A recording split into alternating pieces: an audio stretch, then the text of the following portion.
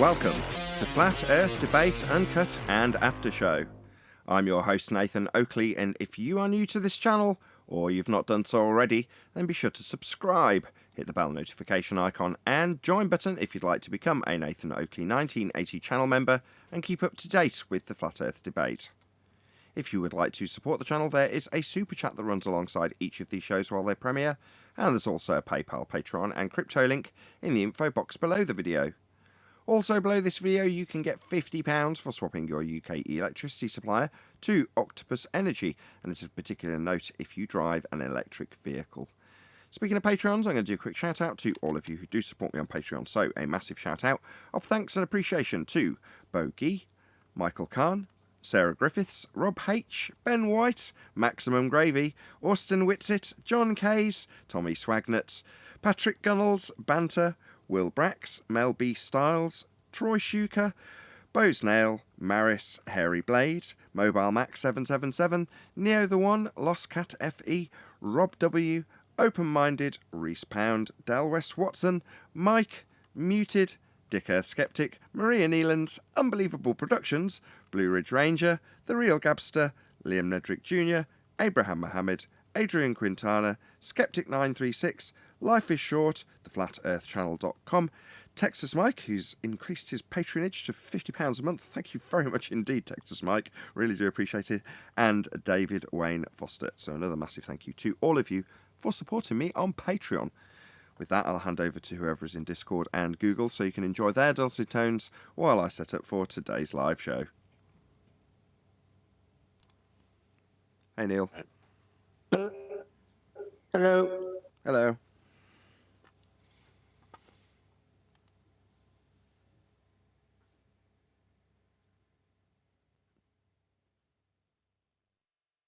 And it's kind of like how does that work out? We can talk about it like a year about the Black Swan, and then like we can talk about another year about the Sextant.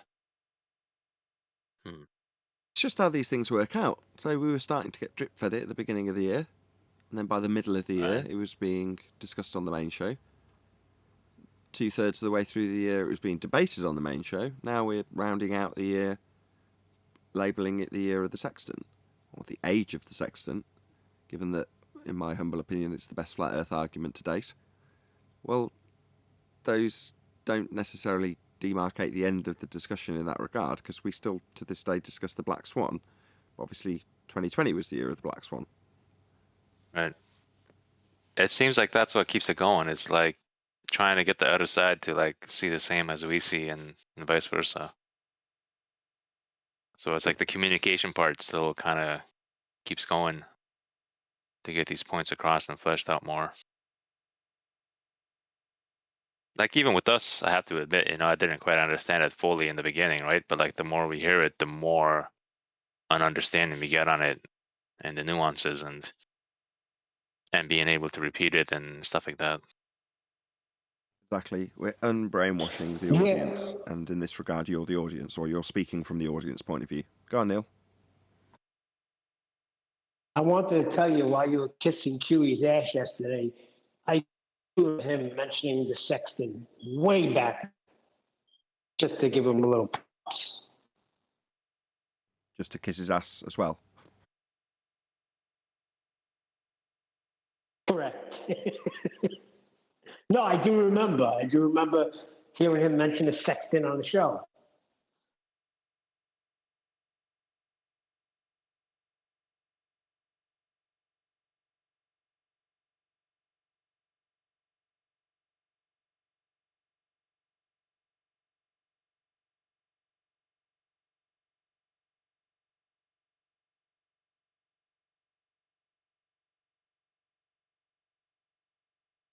Anyone Did I can lose name. you? Go on, Neil.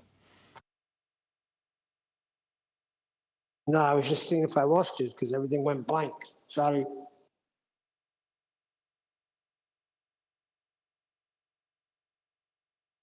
But I was just saying, I think a year is a reasonable time to sharpen the arguments, if you know what I mean. I mean, it took us more than a year with the Black Swan, which is still ongoing. Now the Sextant. I mean, a year, a year is gone. We're at the end of the year now, and the argument is so sharp, and it's one of the best arguments. Yeah, definitely. It takes a while for these things to sink in. A year's not an unreasonable amount of time, mainly because of the, opponent needing about 18 months. So 12 months is about right. Enough time for them to remember their own rebuttal. So when they start telling a straight line to the horizon, we go, do you not remember the year of the sextant when you all told us it was refracted? It's just long enough for them to cement their own death.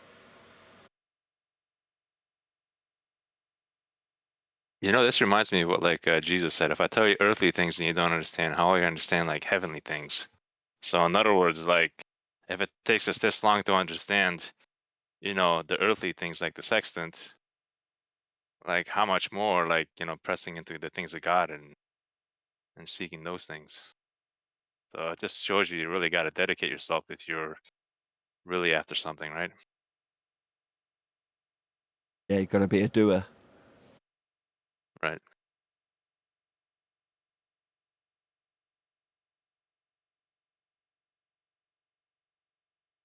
Right, I'm going to go and pour coffee. Hopefully it won't kill the conversation if I disappear for 35 seconds. Oh, I was gonna eat.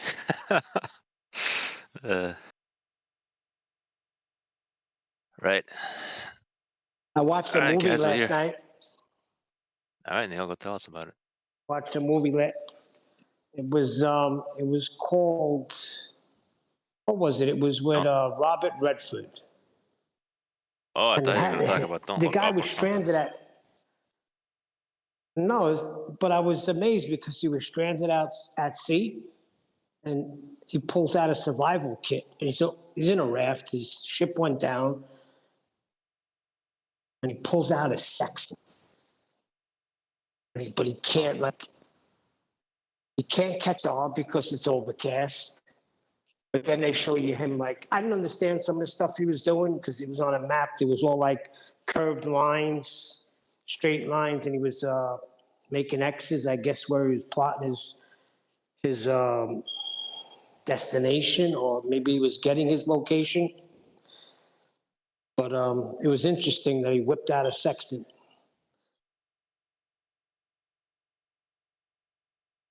Right. It was a nice one too. All I kept thinking about it is that Robert Redford movie where there's this GIF that keeps flying around Discord in places where I don't know if it's Robert Redford or not, but he looks at the camera and he grins and nods his head or something like that. I'm not sure if it's the same person or not. He's out in the woods somewhere, and he's looking at the camera, and the camera zooms in or doesn't zoom in, and he nods his head. Anyways, that's what I was thinking about when you were saying that. Robert Go Redford on. is the guy that was in that movie.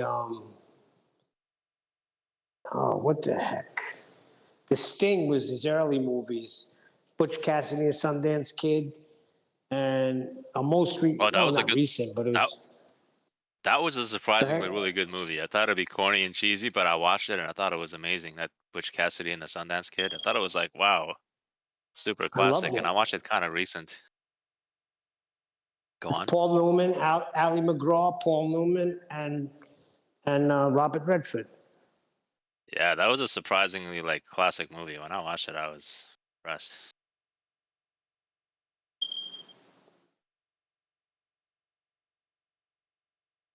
Yeah. So I haven't heard from Tent, so hopefully everything's okay with his wife. Right, I was wondering about that too. This past couple of days or so, I'm wait a second, where has Temp been? I was thinking, and then you said that yesterday, and I was oh, okay. He's probably spending time with his wife then, right? I'm sure now because she broke her wrist, so I don't know if she's still in the hospital or she's out. Try and send her a message later to find out. Well, how did you find out? Did he Oh, post he about it sent on me a Skype? message over the holiday. Yeah, over the holiday, I said Merry Christmas, and he said Merry Christmas, and then he told me he was in the hospital. His wife broke her wrist while she was ice skating with the grandkids. It's not good to Yeah, I heard. break a bone at that age. Even my age, at 50, I don't even know how old I am right now. Let me see. I think For me, 56. it's easy. It goes by the year. So if it's 2001, it's like I'm 41, right? I mean 2021. And if it's 2001, then I'm 21, right? So it always matches the year. So for me, it's easy to Wow, that's remember. pretty cool. Yeah, because I was born in 1980, like Nathan Oakley. He too was born in 1980. Nathan Oakley, 1980, right? That's correct. I knew a guy that if you give him the day you were born and the year, he would say, 1965, May 23rd, 1965, that was a Tuesday night. He would know the night or the day you were born. Unbelievable. Even the day. That's the whole thing. He would give you the day. You would give him the year, and he would tell you what day it was. Monday, Tuesday, Wednesday, Thursday, Friday, or Saturday. He was never wrong. He's like a savant. Did I miss any bing bongs? Did anybody try and get into G Plus while I was in the kitchen? Negative. No. I suspect this is going to be a quiet week. Yeah, I noticed that too. Holidays and all, I suppose. It's week between Christmas and New Year, and it's so I didn't expect this to be a jam-packed. But some guy came in yesterday that wanted us to justify his fundamentalist religious presupposition of molten iron core and tectonic activity on a flat Earth, which was relatively interesting, other than the guy being totally unreasonable. Oh, it went on and on for hours.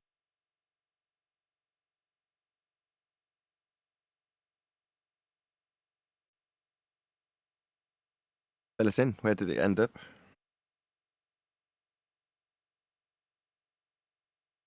Now we ask the questions about plates. Why are they called plates? The tectonic part we understand, but why are they plates? Plates are not spherical as far as I am concerned.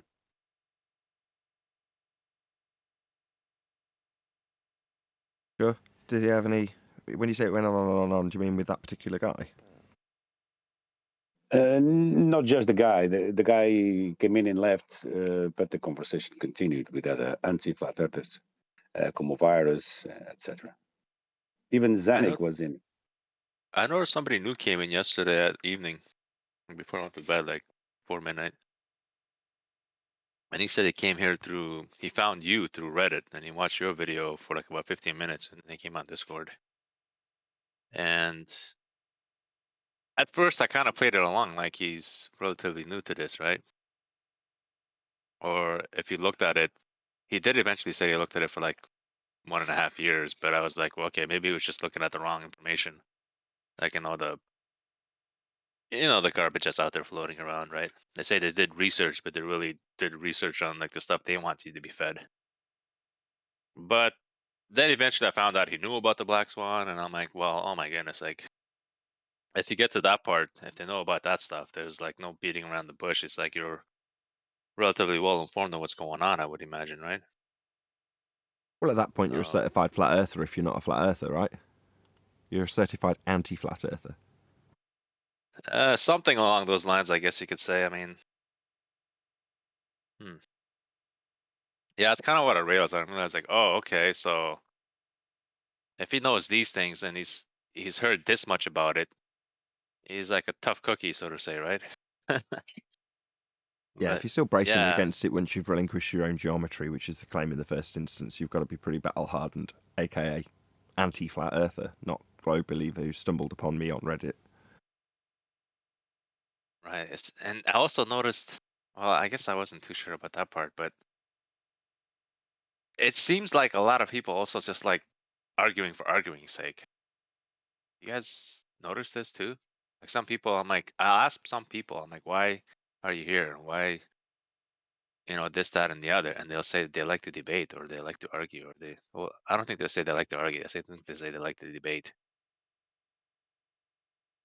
And that's kind of like interesting, because if you like to debate, you can debate about anything, about any position. Kind of like a lawyer defending a client, even if he's guilty, he'll debate him to like victory, right? That he's innocent, even if he's not. Sure, likewise, we'll go through the motions of exercising the opponent's position in debate. It strengthens you as a debater if you can play devil's advocate well. But what you're saying is these people come in and say that they're here because they like debate. But no, that what you're fishing for, I think, is what they want is to show us to be wrong, because that eases their pain. They're here because they know there is a debate. If there was no debate, they wouldn't be here. So therefore they want to win against an individual. Make them feel better, basically. Well, that's the thing. It's like it becomes about winning or losing, not about like, getting to the truth or anything like that. It seems like it's coming like towards ego now. It's like, how good am I at debating, right? And even the way we approach other people, instead of like approaching them like, oh, how can I help you? It's like, how can I show you and put you in your place? Kind of gets flipped a little bit, Yeah, but you need right? to look at the argument, the words that they say, and they always skip a couple of steps. They are begging the question straight away. And that's the biggest problem. When you point it out, they don't like it. Yeah, and this is why I started with the guy yesterday. I started out as like, we're just sheep herders way back before even telescopes, and we're just on a plane near like a seaside or something like that. And we're just gonna start talking about the nature of Earth. Like, what do we see? And he actually started with the premise, like, yeah, it presents itself as flat. As soon as he said that, I kind of like, I knew I had him, right? But I just wanted to see how his line of reasoning, like, well, where do we go from here? And yeah, because everything else from there, you have to build on an assumption, right? While just observing something is just an observation. That's like a default position. But everything on from there, you have to assume if you're gonna go against that, what you see, right? So Correct. My son did that to me last night. Again, but I was cool about it. He brings up these 2 points to the sky again. I was trying to explain to him, Earth is flat, sky is flat, it's navigated flat, can't navigate with a sextant any other way. So he tells me that it's an impossibility, that there's two skies. It could never happen on a flat Earth. So finally, what I just said to him was, Jacob, it presents itself flat. It's never presented itself as a ball to you or to anybody else that's walked this earth. It's flat, there's no movement, and it's motionless. Come on now. Enough with the nonsense. And then he just kept quiet. Actually, in right, affirming the and consequent formal logical fallacy, if the Earth is a sphere, then we will observe antipodal star rotation in the north and south hemisphere. We do observe antipodal, my assumption, hemispherical, my assumption, star rotation in the north and south hemisphere, again, my assumption. Therefore, the Earth's a sphere. Well, no. When you move from north to south, there is nothing to suggest in any way, shape, or form that you are then antipode from whence you start when you arrive at your location. Nothing's suggesting that to you. But if you assume that when you arrive in the south you are antipodal from where you began, and then you look up at the stars and turn around so you're facing the opposite way, relative to you they look like they go in the other direction, anti-clockwise versus clockwise. In reality, they're all going the same direction. It doesn't matter where you are, with the exception of the North Star. Yeah, can that's I what I said to can him. He said he's I, not assuming a sphere. can I Yeah, finish something with how that conversation went with that guy yesterday, and what I ended up the note on? I yeah, finished on sure, a go note ahead. because he said he even knew about, like, okay, it wasn't like the first assumption based on like looking at the moon, the shadow, stuff like that. And I was like, yeah, that was like the first assumption. And he's like, well, yeah, it makes sense. If you put a sphere in front of a sphere, that's how it looks. And I would have said, well, okay, well, let's try this out. Let's put a sphere in front of a sphere and let's see how does it look. Because I said, it doesn't look like how you think it looks. And he says, no, we did this in school like 18 years ago. They showed me, a sphere in front of a sphere and it looks like what we see on the moon. And I go, well, I've seen the video too recently. And it doesn't show exactly how we see on the moon. And I posted 2 pictures in Skype, Ethan, if you want to bring those up. Because I seen one guy demonstrate this on YouTube. I couldn't find a video. It might still be out there. But I ended up finding it on my hard drive. And I just took 2 screen caps of it. Because you see, when you put when you have like a circle shadow on a sphere, there's like this like uneven crescent. At one point, that looks like a Pepsi sign too. You know how the Pepsi sign has that swirl? Well, it's like the exact same thing with you try to cast a circular shadow on a sphere. It will like cause that warping. Do you have it on screen? I do. Yeah. And I had the title of the video in there. If you guys can find somebody mirroring it, maybe it's still out there. But I have it on my hard drive. And yeah, there was some cool, interesting FE stuff back in the past. So I'm glad I saved some of them past. But yeah, so in a sense, they say, oh yeah, this represents reality, but it really doesn't. But he just kind of like admitted and conceded to it and just kind of walked away from it. So it's like, I didn't want to go at it too long. I just wanted to ask some questions, find out where he is. I didn't want to beat him over the head with anything. It was a nice civil conversation. Somebody else joined in later. We're just having like just a normal chat. So it was a good chat. I appreciated the chat I had with him. And so did the other guy, the other P guy that talked to him later. He was also new. So it was like 2 new guys having a fresh conversation. It was really refreshing to hear how they kind of went at it. And they were both friendly. Yeah, if they're nice people, you could have a nice if they're nice, you could have a nice conversation with them, righteous. But if they start acting like fools like they do here, then they need to get spanked.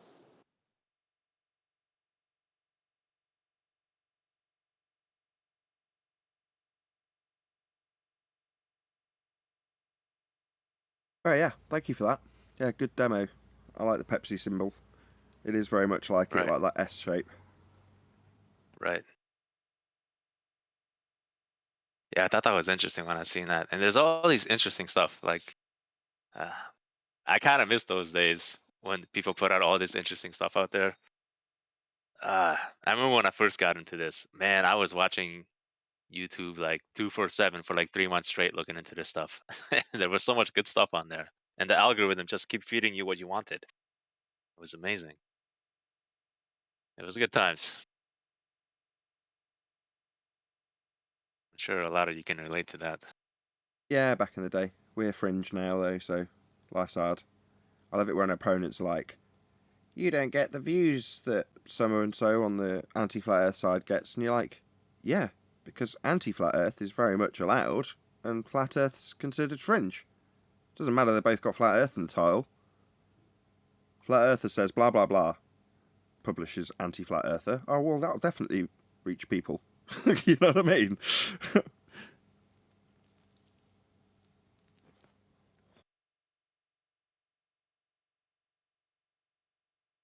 And it's not just for like our community, it's actually in other communities, like even gaming communities and like other like hobby communities like film and stuff like that. I noticed other YouTubers complaining about the algorithm too. Even these guys. Yeah, they don't Even know my how. brother. They Go on. don't know how it is though. They are up against a bazillion other people who are doing exactly the same thing, and they've got nothing unique. You know, they're not covering something that's specific and detrimental. They're just in amongst a lot of other people doing the same thing, and they go, "Oh, the YouTube algorithm doesn't help me." Well, maybe not. Maybe you haven't triggered the YouTube algorithm to recognise that you're doing something unique that people search for.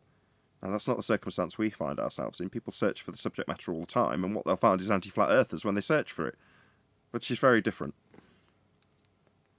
Well, the thing is, I kind of noticed people starting talking about this around like a similar time, around the time that YouTube said they were going to do that censorship thing. And the other thing is, I went to my brother recently before the holidays, and he too said he would type an exact name of a video, because I told him I would type an exact name of a video, and it wouldn't be down. I wouldn't find it until like 20 pages buried down. And he said he had a similar experience where he would type the exact name of a video, and I should have asked him what that video was. But again, it wasn't. It was buried down again. Uh, Yeah, that's I just the way it guess goes. I'm. You know, I guess I'm just speculating a little bit too, just to give a disclaimer out there. So Yeah, I mean, if you recognise that, like Ranty Flat Earth, for example, you switch sides and go, all right, I'll do a lot better on the other side. The algorithm will favour me, as opposed to suppress me. You go, yeah, chances are you will do better, because more random Joes will have your shit put in front of them. Well, good for you. If that's what you're only interested in, because I obviously say I'm a YouTuber first and foremost. Well, yeah, I've still got morals, still got a soul. oh, this reminds me of something else. The Angry Video Game Nerd, he has a podcast now, and I was listening to one of the podcasts, and he has one of the guys that helps him on the show, and he said the first like 1.5 minute or something like that, he has to scrub all the swearing out of it, because if in the first and a half minute or something like that they're swearing in your video, YouTube will like really hammer it in the algorithm. And I was like, oh wow, that is interesting. Yeah, that's right. So it's Yeah, it's correct. They've okay. actually they've loosened that a little bit in recent times. In the last few months, it's fairly recent. They've updated their. It's not part of the terms and service. I can't remember which part it's part of, but in any event, they proactively contacted me as a YouTuber and said this restriction on bad language in the first however long has been loosened, so to speak. So they're less restrictive. Okay.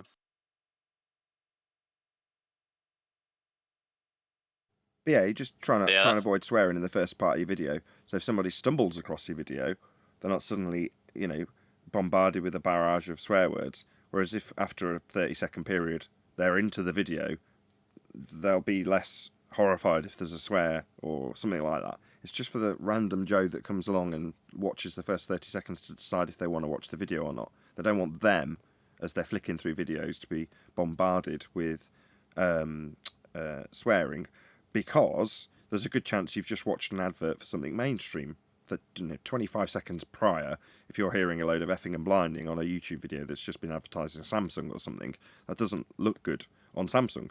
So, the way the YouTube have said, well, okay, we'll get around this by saying, there'll be a significant gap, or they'll have their ad revenue restricted and get rubbish adverts because they can't stop swearing in the first 30 seconds. Ah. Okay, I got you. Yeah, I hear what you're saying. Because the Angry Video Game Nerd, I guess they were wondering why the theme song changed or something like that. Well, there was like a bunch of swearing in it or something. Anyways.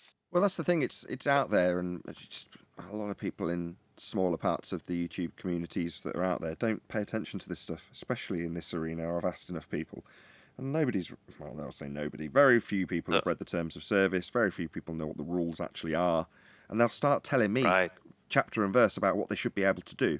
I'm like, how do you know you're not allowed to do that? And they're like, because it's the rules, and it's like, well, where does it say that? Just show me the rule that specifically says that you can't do that, and then I'll, sympathise. But till you do, now this is from a position where I've got a reasonably good understanding of the terms of service. So when they make a change, they'll normally tell you proactively. In other words, they'll contact you in the header of your YouTube studio with something that's of note. And you can either go, dismiss, not interested, which is probably what most people do. Or you can go and look at it. This also, go on. And this also applies for like the YouTube algorithm, right? They might be doing something that's bumping them down, and they'll just blame it on the algorithm when they just don't know it's something in the rules they're missing, right? Yeah. I mean, particularly egregious rule changes will often get discussed amongst other YouTubers. In other words, there's plenty of people out there that don't rely on YouTube as their career, and therefore they're like, if I lose my substantial YouTube channel over this, that's just the way it is. But I'm going to say what I want to say anyway, regardless of it being against the rules. And if I get away with it, then great. And if I don't, I don't. There's other people who are at the other end of the scale that have got tiny little YouTube channels and aren't interested in growing them because they know they're just going to break the rules. And they typically just get removed periodically from YouTube. Now, I don't sit in any of those camps. I want to retain my YouTube channel and have fought for it on many occasions, which I won't get into now. I think it's very interesting that you see it like this. A lot of people don't see it like this, but this is how it is. It's their platform. You know what I mean? It's their bandwidth and Yep. or whatever hard drive space and everything. Exactly. And they're giving us for free, right? So it's like it's their house, their rules. We got to be respectful of how they want to run it. Shouldn't be complaining about it, right? So Absolutely. I thought that was very interesting how you view it like that and you realize this, because this is how it is. And now I see people who had previously, in a passive way, tried to convince me to go to other platforms that were tiny and unknown, and they still do it occasionally. And now, further down the line, people are saying, "Look, check it out, right? The new boss over here at Crapshoot is exactly the same as the old boss. What do you know? I can't quite believe it."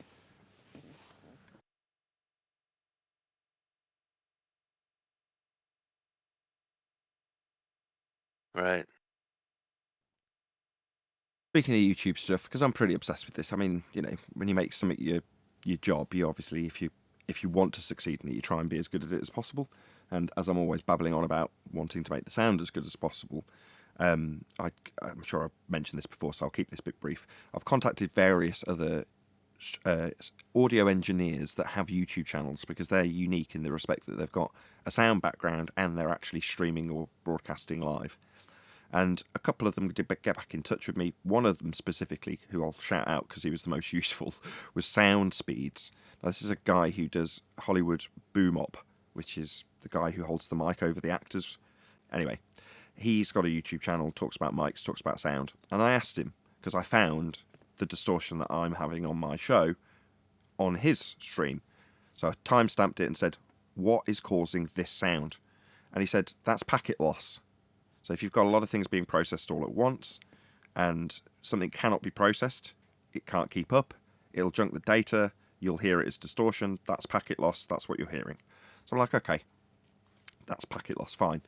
So I didn't really know how to get around that problem. And again, I've carried on researching. And to cut a long story short, other than all the other million things I've discussed in the past that I've tried to do to keep the stream as clean as possible, I will preface this by saying we're talking about 1% of the show. 1 minute in 100 minutes will have this little tiny distortion on it. But, I worked in sound, I did it at college, and to me, if you've got some sort of what sounds like clipping to me in a recording, that ruins the recording. Doesn't matter if it's 1%. You can have all the greatest levels in the world. If you just hear this through whatever someone's saying at some point, that's grating to me. To me, it's like the whole thing's it's all ruined. That's the way I view it. I just can't help it. Anyway, so to get around that, I've done a bit of investigation and digging into how the processing works in things like OBS, which is actually processing at 32-bit, very, very, very high bit depth, but for different reasons than to retain higher resolution or a lower noise floor. What they actually output is 16-bit. So that's good enough because it's good enough, and it is. CD quality, it's as good as you can capture in terms of being able to capture every single frequency in the entire human spectrum without any distortion, without any errors. You can do it at 16-bit. So it's good enough. In fact, it's excellent. Now, typically, like everybody, I've just got my audio interface and therefore the rest of the system to keep it all the same at 24-bit, or it did. And I think if it is packet loss, if I can reduce the amount of data that's having to be crunched at any given time by lowering it all to 16-bit across the entire system, which I did last night, then there's less number crunching to be done. Because I don't think it's a dynamic range issue. I can't find anything clipping, and when it happens, there's nothing particularly loud. There might be a slight dynamic change, but we're not talking like 10 or 15 dB increase or something like double the volume. That's not happening. It's like I'll say "and," which is a little bit louder, and then suddenly there'll be this distortion. Now, I don't think it's clipping because I've spent so many hours looking for things that are clipping and reducing the volume and making damn sure that they aren't, that I've gone through every single stage and I can't find anything that's clipping, to the best of my knowledge. Could be wrong. Either way, I've lowered everything to 16-bit, which means there's less being processed, which hopefully means that there's not going to be a situation where there's quote-unquote packet loss. We'll see. or it'll all sound terrible on the broadcast and I'll have people in the chat going, "What's wrong with the sound?"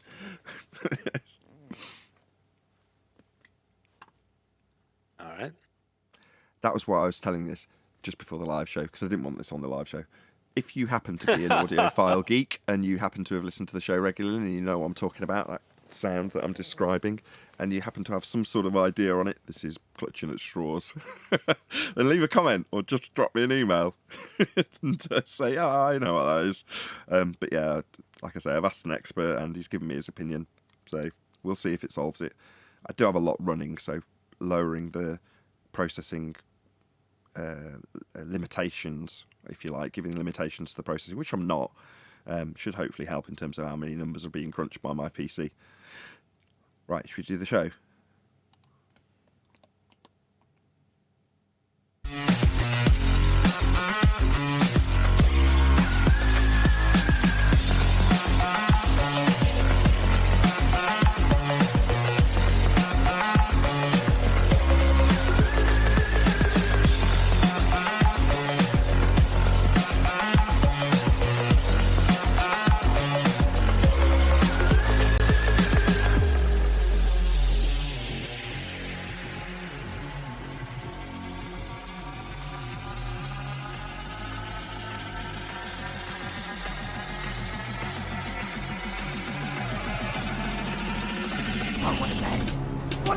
Welcome to Flat Earth Debate Live. I'm your host, Nathan Oakley, and if you are new to this channel, or you've not done so already, then be sure to subscribe, hit the bell notification icon, and join button if you'd like to become a Nathan Oakley 1980 channel member and keep up to date with the Flat Earth Debate. If you would like to support the channel, there is a super chat that runs alongside each of these shows while they are live, and there's also a PayPal, Patreon, and crypto link in the info box below the video. Also below this video, you can get £50 for swapping your UK electricity supplier to Octopus Energy, and this is of particular note if you drive an electric vehicle. Most importantly, if you'd like to join the discussion, simply mute the page you are currently watching, then click the link in the info box below this video to join the panel and express your views on the nature of Earth. If you do join, please don't swear. If you do, you'll be ejected, and if you are, please don't try to rejoin the stream using sock accounts. You'll be warmly welcome back on the next stream. Please also share the show on social media. Sharing the show obviously increases the live audience, but this in turn increases the chances of a more diverse panel, so please share the show on Facebook and Twitter. Now, we are joined by Neil and a whole bunch of people in Discord, so welcome one and all. Morning. Hey, good afternoon. Good morning, good afternoon. You're all joining us live as this is a particularly stress-free show. It's going to be the case for the rest of the week, I feel, between Christmas and New Year, as everyone's out and about doing their thing, which is perfectly understandable. So, let's do a bit of very laid-back housekeeping. Any evidence of a physical geometric sphere-edge horizon, formerly known as the curve of the Earth? No, not since the Black Swan.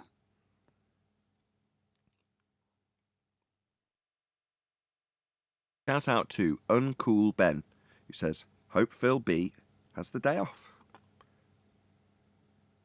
Who's Phil Bill? Who's Phil B? Anybody know who he's talking? Oh, he's talking about Professor Phil Bell. Professor Phil. My bad. Sorry, Uncool Ben. Didn't know who you were talking about for a moment there. Prof Phil, right. Did Quantum Eraser not... I intended to watch his show. Did he not cover Prof Phil Bell yesterday? Yes, he did, and it was outstanding. My God, the idiocy coming from that show yesterday. Anybody else catch it? Anybody else see QE's presentation on Phil Bell? I haven't seen it. I just didn't get a chance. I kept bringing it up and not watching it, if you know what I mean. Yeah, gas go down, go boom, boom. Was that his assertion? Hey, John.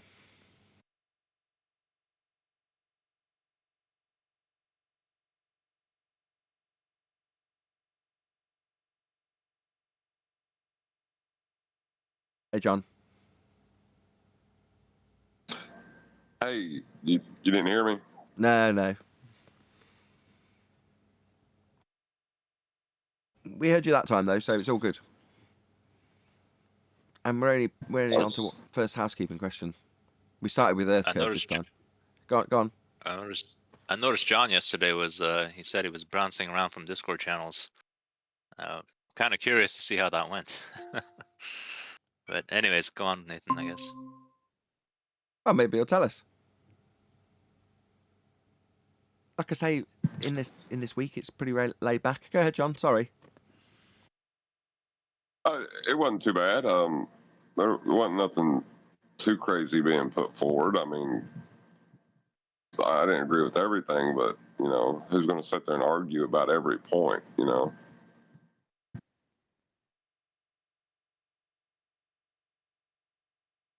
Right. He did kind of cover it yesterday because I asked, and there was no further rebuttals in regards to the curved adjacent argument. Any evidence you can have a curved adjacent whilst acquiring an elevation angle.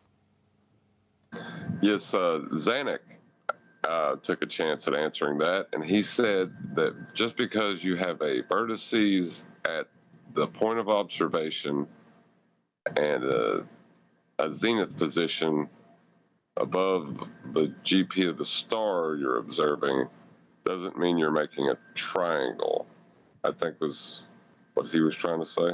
What? That's exactly what you're doing. Yeah, it didn't make any sense at all. He was saying that the angle you're acquiring to the star only allows you to gauge the distance to where that star has a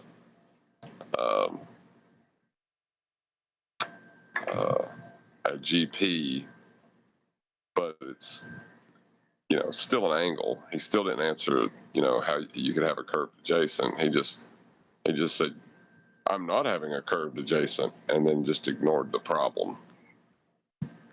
I see. Now, what he's doing is reversing the triangle. He's not doing what the sextant is meant to be doing. What he's doing is his zenith and then the angle to the star. So the 90-degree angle is above your head, not on the ground. That's fine. That's how the sextant works. There's nothing wrong with doing that triangle in the sky, but you still need to establish a baseline because, as he's pointing out, whilst talking about only the triangle in the sky, he's trying to acquire a GP. That's a ground position. Well, so what you're going to be doing? Well, you're going to be transposing that triangle into the sky. Nathan.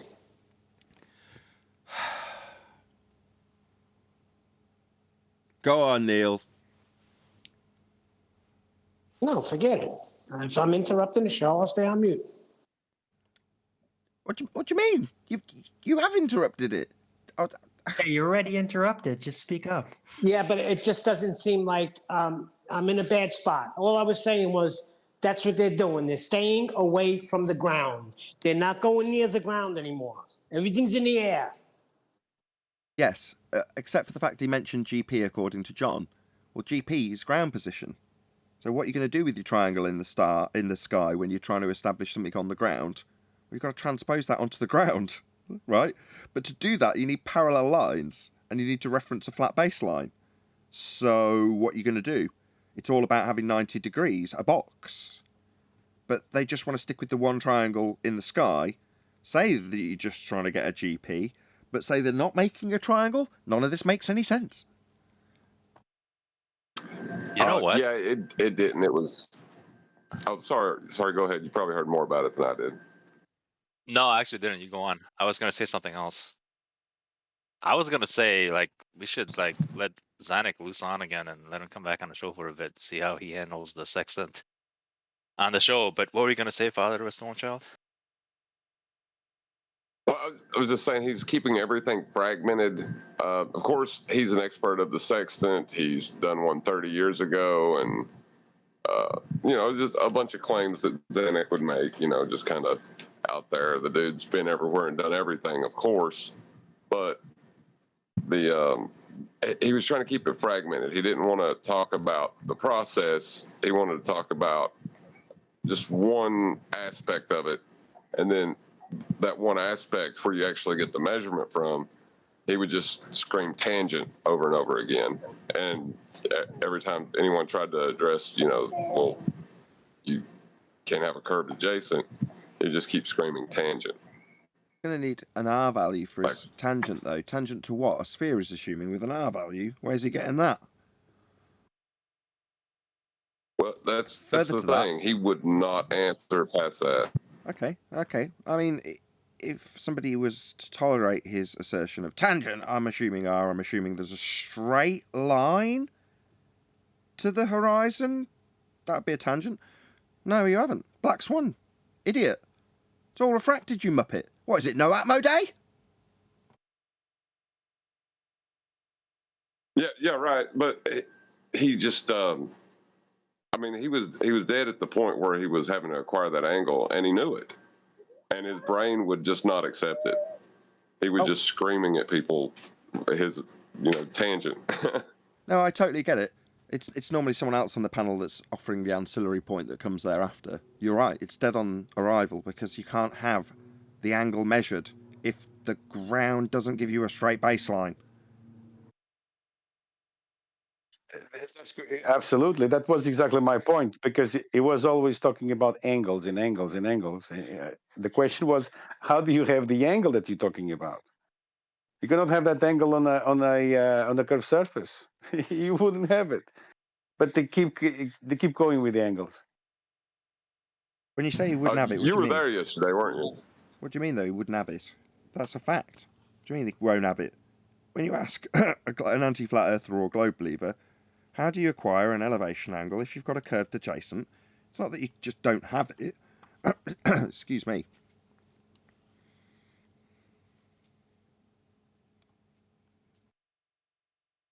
Yeah, that's correct. They don't have it, no. And he even presented a right angle triangle. I welcome him to the flat earth.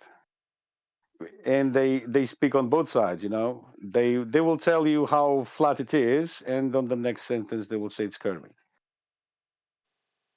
Yeah, but they're telling you how flat it is because to acquire an elevation angle in the first instance, they need a flat baseline. That's what an elevation angle is going to give them. That's what an elevation angle is. They can't measure an angle if they've got a curved adjacent. So they've got to describe how they're going to measure an angle that's two straight lines. So that's a flat earth requirement that they need to do first. So just screaming, well, it's a tangent that I haven't got, Black Swan. Well, what do you mean it's a tangent? To a sphere that you're assuming with an R value that's debunked also by the Black Swan? What are you talking about? If you've got a tangent, then the line that you're measuring is pointing downwards. Right? That's not going to give you a 90 degree. You can't use that tangent. That's not going to give you a box. You need the ground position to be parallel to the star above. So it's not going to work. What do you mean tangent? It doesn't work that way, fool. Well, I think I think it was George that was pointing it out to him every time he would say angle. He'd say, "But you can have curved adjacent," and like Zanuck would just scream at him, like, "Let me talk! It's a tangent!" It was hilarious. I mean, it was hilarious. This is the same Zanuck that had to take time off because he was too stressed out about this whole thing. Yep. Yeah, you're going to give yourself an aneurysm. No. You're gonna have a heart attack, that's mate. Zinda. Oh, is that Zinda?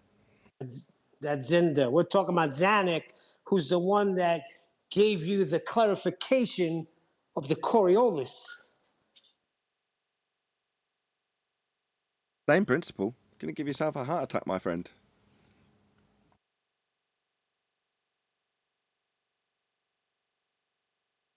You let him back in here. Just to them boot him. I don't know. Any evidence of the distance to the sun?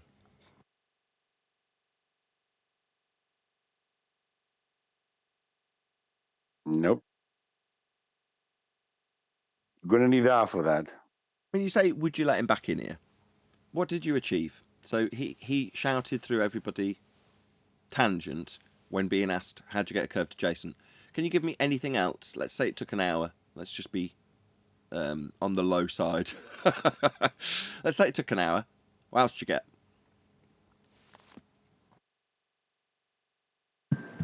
Absolutely nothing.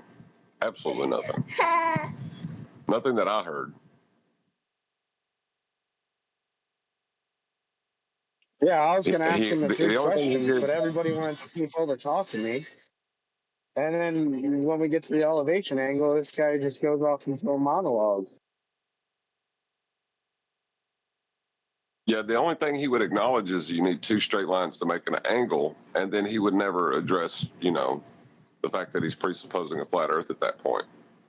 And I do believe I heard Chaos try to hit him with the three questions, but I think Zanuck knew what was coming because he was picking a fight with anybody that would, Okay. So, other than Yeah, him that's screaming... because I got. Oh, sorry. No, go on, Chaos. That's because I already got Zanuck and Rumpus at the same time to admit. They answered all three questions properly, and I welcomed both of them at the same time to Flat Earth. And I got there, no, but wait.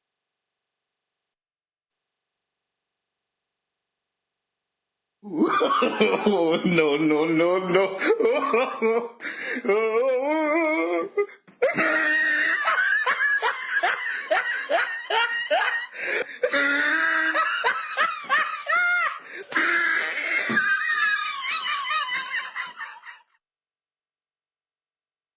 No, no, See no, it on no, it, but- no, no, no, That's no, a no, good no, one. no. Yeah, Zanuck and That's Rumpus where on the same one. The three questions. this housekeeping question is like Everclear. It sneaks up on you really fast. As an anti-flat earther, or what do you mean? Oh, for an anti-flat earther, yeah, it just sneaks up on them. They get those three questions, and then it's all of a sudden they're punch drunk. Can you give us the rendition, Chaos, if you're willing? Of what happened with Zanuck and Rumpus? No, of the three questions. If you just rattle them off, say question one, then clearly state it, and then I'll ask you to repeat it potentially.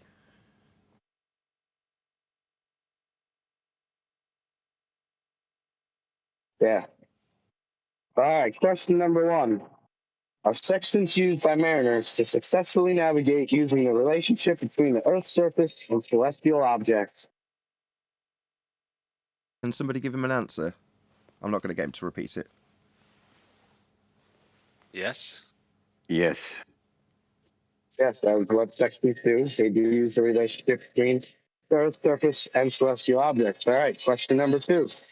Are sextants used to obtain elevation angles from your position to celestial objects? Okay, this is the Yes. crucial question for the acceptance of how the tool works. I will get you to repeat that again. Yeah. George has already said yes. One deck said yes. Just if you can repeat that question again, please. Are sextants used to obtain elevation angles from your position to celestial objects? Yes, they are. Yes, they are. Correct. Yes, they are correct. All right. Question number three. Can you obtain an elevation angle from a curved adjacent? No, you cannot. No, no, no, no. No. And by that time, they're already trying to back themselves into a corner when we've already decapitated them. So it's that simple. Quiet on the show, but it's got surprisingly good view. We've almost got 100 people watching, and we're not even 20 minutes into the show. So there's obviously a lot of people watching. Good. Please share the show. Thank you very much. It's a pretty chilled out, relaxed one. We're just going over the elevation angle, curved adjacent on a sphere Earth that can't work, can't give you your position. You need flat Earth for that. And it's, it's fairly relaxed. Fairly laid back on this show, I would say, today. Is it possible that it's too swift of a kill that they don't even know their head's been cut off? 'Cause, like with the guillotine, just their eyes are still moving and they're still trying to use words, but like they just don't even know it. Hold on. That's a perfect illustration. When you chop a chicken's head off and they still go running around with their head off, that's exactly what's happening. It is kind of what it seemed like. I don't mind a clean kill.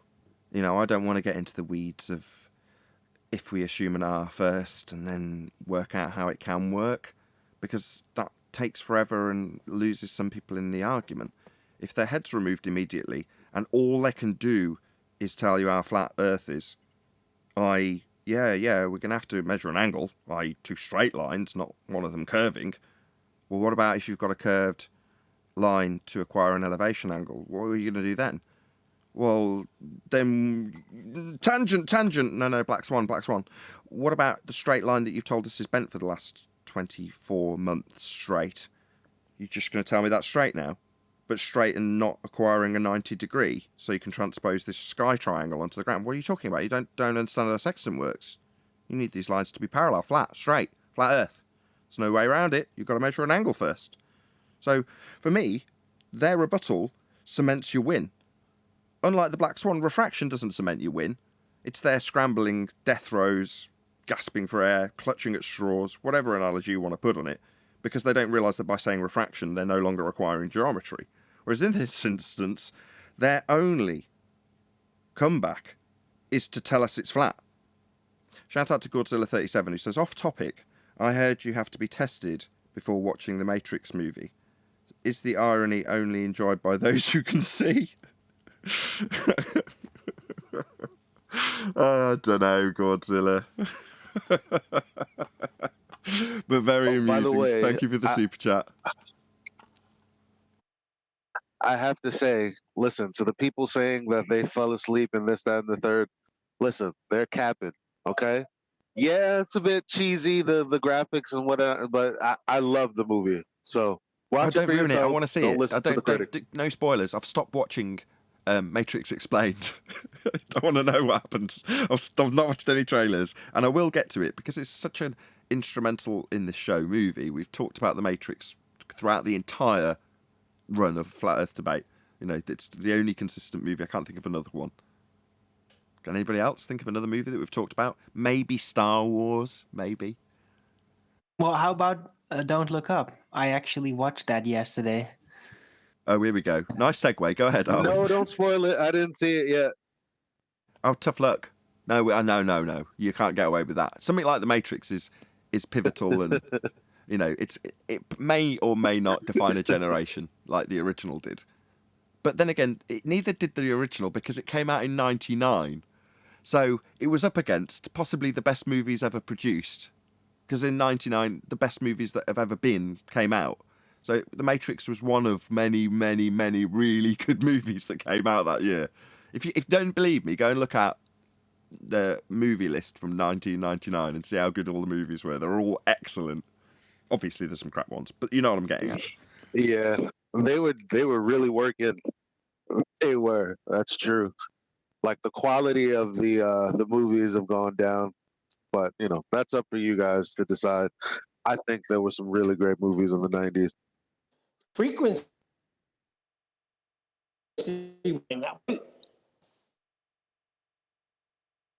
Frequency with Dennis Quaid. Correct. I love that movie. Outstanding. Bunch of bullshit, but it's outstanding.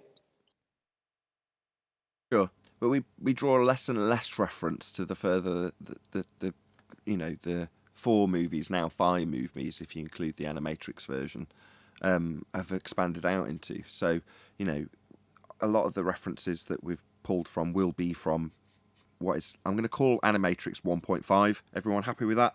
Right. So from 1.5, and what is actually called 2, but reloaded.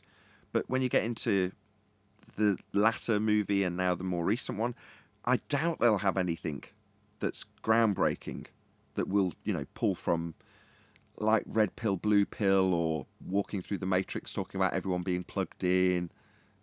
The basic concepts of what Matrix had to offer was encompassed pretty much in the first movie.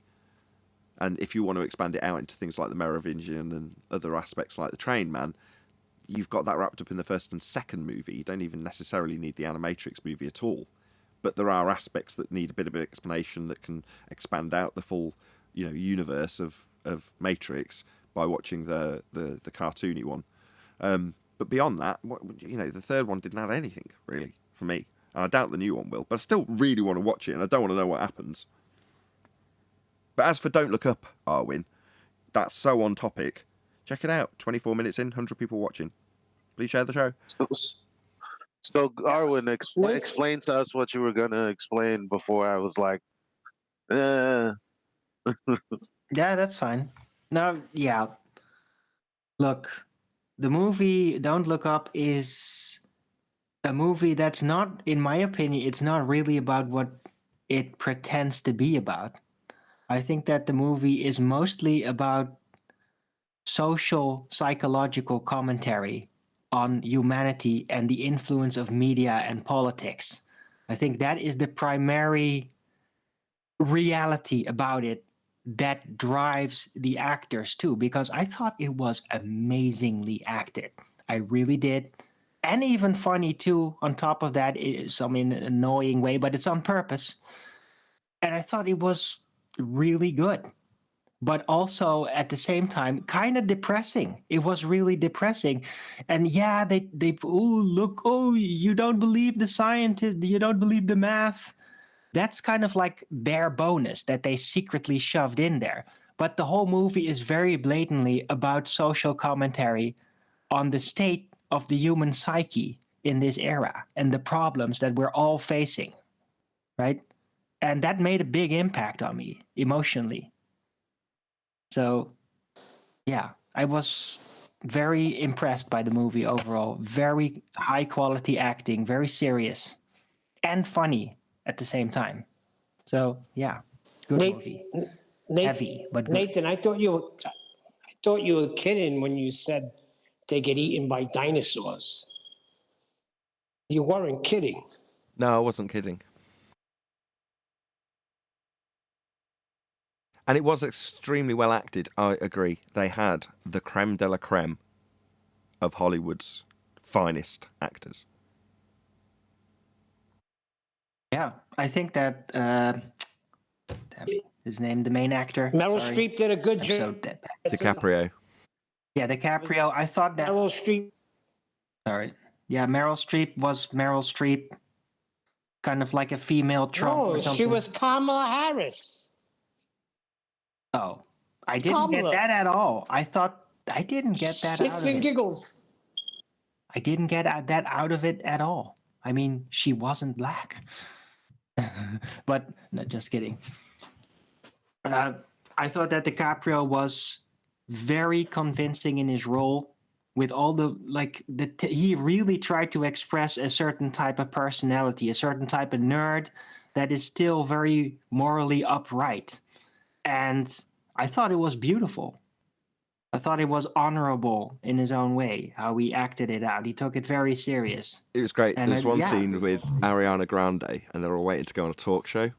And they sit down in front of Ariana Grande, and she's like talking to her mates and texting and doing all the things you'd expect. And they're like, "Oh, you're a scientist. Oh, that's cool. Oh, how cool. That's really great. Oh," all this sort of stuff.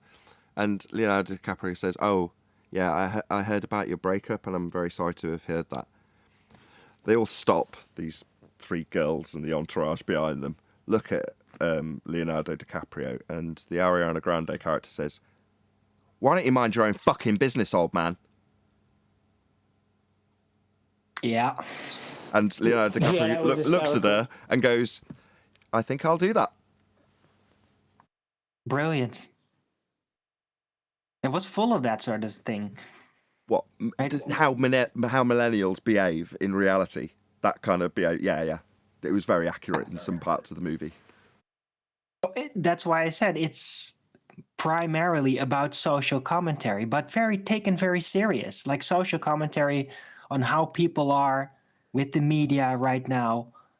And yeah, what has humanity become? It's that kind of a movie. Well, the media thing is almost a distraction, really. Well, they've taken elements of that I think are 100% real. So, for example, in the Oval Office, when they keep them waiting for an eternity, and then when they finally get in there, they laugh at them and go, "Do you have any idea how many near end-of-the-world experiences we get told are going to happen in this room?" Now, I think that bit was 100% true. In other words, the threat that that is being imposed on the characters in the movie is obviously fictitious in both reality terms and in the movie terms, right? It's a fictitious at the point that they're being told in the White House threat. There's nothing to really worry about. You're worried about what the orbital mechanical mathematics that you've calculated based on light being physical entities in a sky vacuum. Right, yeah, that's not a real threat. Yeah, but obviously the movie makes it into a real threat with CGI and a story and a script and cinematography, right? So you've got this suspension of disbelief for you as the audience member, where your suspension of disbelief doesn't necessarily stop at the end of the movie theatre doors when you leave the movie theatre. If you're a globe believer or anti-flat earther, the terror that's being portrayed, you don't necessarily, and I'm talking about us being the exception to the rule, stop suspending that disbelief when you leave the movie theatre, or for you in your home when you're watching it on Netflix. Once the movie stops, you're left with the impression, because the idea that the heliocentric orbit of a comet that was formerly passing us by is now going to actually intersect because of the orbital mechanical motion. Well, all of that's bullshit. We all know that. But if you don't know all of that, the perceived threat is real. Now, what I'm saying in terms of the transposition into what would really be the case in the White House, they'd really react to some heliocentric quack, basically telling them that they're going to die because of the orbital motion that is calculated. You know, if they're in the know and they've got a decent advisor, they'll explain to the president, no, the heliocentric conception, modelling of the reality is never going to cause us any problems. It's just a way of conceptualising the motion of the stars. It's a model. Yeah, they've reified that into actually coming to get us as the boogeyman. Don't worry about it, Mr. or Mrs. President. Would be what the advisor said. Because you would hope, God, please tell me we're not run by complete idiots, probably hope in vain, that there's some advisor somewhere that's a Freemason or otherwise that knows the real deal, that knows there's no bloody threat coming from the sky, that knows there's no real sky vacuum and infinite distances and rocks, and that lights are just lights. Now, for that guy, he's going to save potential panic and endless stupid amounts of money being spent that's already being seemingly spent on NASA for the people who think that there's a threat from the sky. Well, I'm sure there's a division that's the artificial threat from sky division that's got millions being pumped into it, right? So that, if some quack does happen to go on the news and say, by the way, I've done the heliocentric calculations about orbital motion and I'm terrified that this is going to hit us, then they can say, no worries. We can quell the panic by telling them we'll see it as an opportunity because we'll send up this rocket to go and farm all the minerals from the comet. And it won't be any threat to you. But that's useful fear and mind control when they do it, because they'll know that they're not really doing anything because there's no rocks in a sky vacuum to be mining from. But, you've then had it televised to you by some guy that doesn't realise he's reifying a model. So the transposition into reality and the fear it produces is very real if you don't know that you're living on a flat plane and the sky's not a vacuum. Yep. Yeah, that's why. But the Bible talks about the stars falling from the sky, though. Yeah, but that has Hold on, nothing to do with this heliocentric conception. Can I quickly? I thought that from a Glober perspective, from Baldwin perspective, that movie was super cynical. Super cynical. Because of it, right? I would like to point out you made an assumption. Just because they know that they're faking going to a sky, that they're faking all this, doesn't necessarily mean they know the nature of reality. They just know that they're faking something. But you're trying to get around it by saying even though they know that what they're saying isn't the correct nature of reality, it doesn't mean that they know that there is no threat up from the sky. Is that what you're implying? No, I'm saying just because they're lying doesn't mean they know the true nature of reality. Oh, definitely. That's why you shouldn't ask. There's a damn good chance they haven't got the vaguest idea. Yes, sir. That was my point. They may be more clueless than the anti-flat earthers that come here. Right. That's why they've got to create a narrative, because that leaves somebody who should be all-knowing, omnipotent, right? That's what they want to create as the impression of Big Daddy government. The people who run the show know better than you. They're all-knowing. And if it comes to a situation so fundamental to your well-being, like the sky and the sun, if they go, yeah, I don't know, you're going to go, why would I trust you with X, Y, and Z then? You don't know. Shouldn't you be finding out? Now, maybe finding out would actually cost a significant amount more than just pretending to know. Just pretending to have NASA is cheaper than having somebody say, you don't know, you better find out then. And then them actually investing the money and trying to find out. Because they probably don't know and they haven't got the first clue where to start. But that's no good, because if someone like me says, yeah, they don't even know, that looks bad. They're going to control you and tell you what to do and take your money if you think that they're not like God, all-knowing. So, if they're all-knowing and you just get on with your day because they've already told you and you don't need to worry about it anymore, well then that's that problem solved, probably for a much cheaper price. Right, and because if they'd actually go out and research it, right, to figure out the holographic nature of the Celestials, exactly how that works, model it all out, they'd spend all that money, and then everybody would just not understand it and complain to them, like, oh, you spent all this money and we don't even understand this. So They do the probably same thing just with better relativity. just leave it alone. Nobody understands relativity. They'll even tell you that when it comes down to it, they don't really understand it. As long as they think you're still, believe you're living on a globe, they'll tell you that nobody understands relativity. So they're in the same position that way. I really think they have no clue. And as long as they can just give the appearance of knowing, it gives them power. Yeah, but relativity isn't actually a thing. It's just a concept, right? I don't think that's what he means. I think he means in the respect to, on the flip side, in fact, of what John's just said. If you take the example with Michio Kaku, and he's talking about them being so wrong about the nature of how much is out there by a massive factor, they're almost dropping in the disclaimers about not knowing, so that if it's ever highlighted, then they can say, yeah, it's amazing how much we don't know, within the context of a heliocentric understanding. So I didn't think that needed reiterating, but as Arwin said that, I will reiterate it before making the next point, which is to say, yeah, so long as you're both on the same page, yeah, we both beg the question that the world's a sphere and we're in a sky vacuum. Okay, then it's okay to point out how little we know and kind of go, isn't that a wondrous part of not knowing? Like I declare as a flat earther that not knowing what the sky is a wondrous thing. They flip it. But if you're someone like Wakey interviewing an astrophysicist, and their assumption is that you're on the same page as them, you can disclose all the things that you don't know.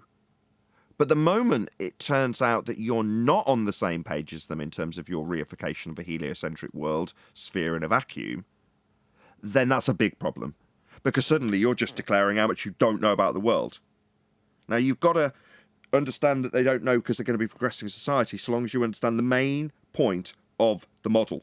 You've got to be on that page for us to talk in jest about how much we don't know. It's not allowed if you're of a different worldview. Yep. That's it. They're fine to discuss it amongst themselves, but they will not discuss it in front of other people that have differing views. Well, that would break the convention, right? When you step out of the convention, then they can like unleash full political wrath on you, manipulate you out of the way. But if you stick to the convention, then everything is all good to them. Yeah, and the astrophysicist said that. I thought you were a student of astrophysics or something of that nature. If I'd have known you were a flat earther, we wouldn't have been having this conversation, declaring about how we could just change the model when things don't match. I wouldn't have said that to you if I'd have known.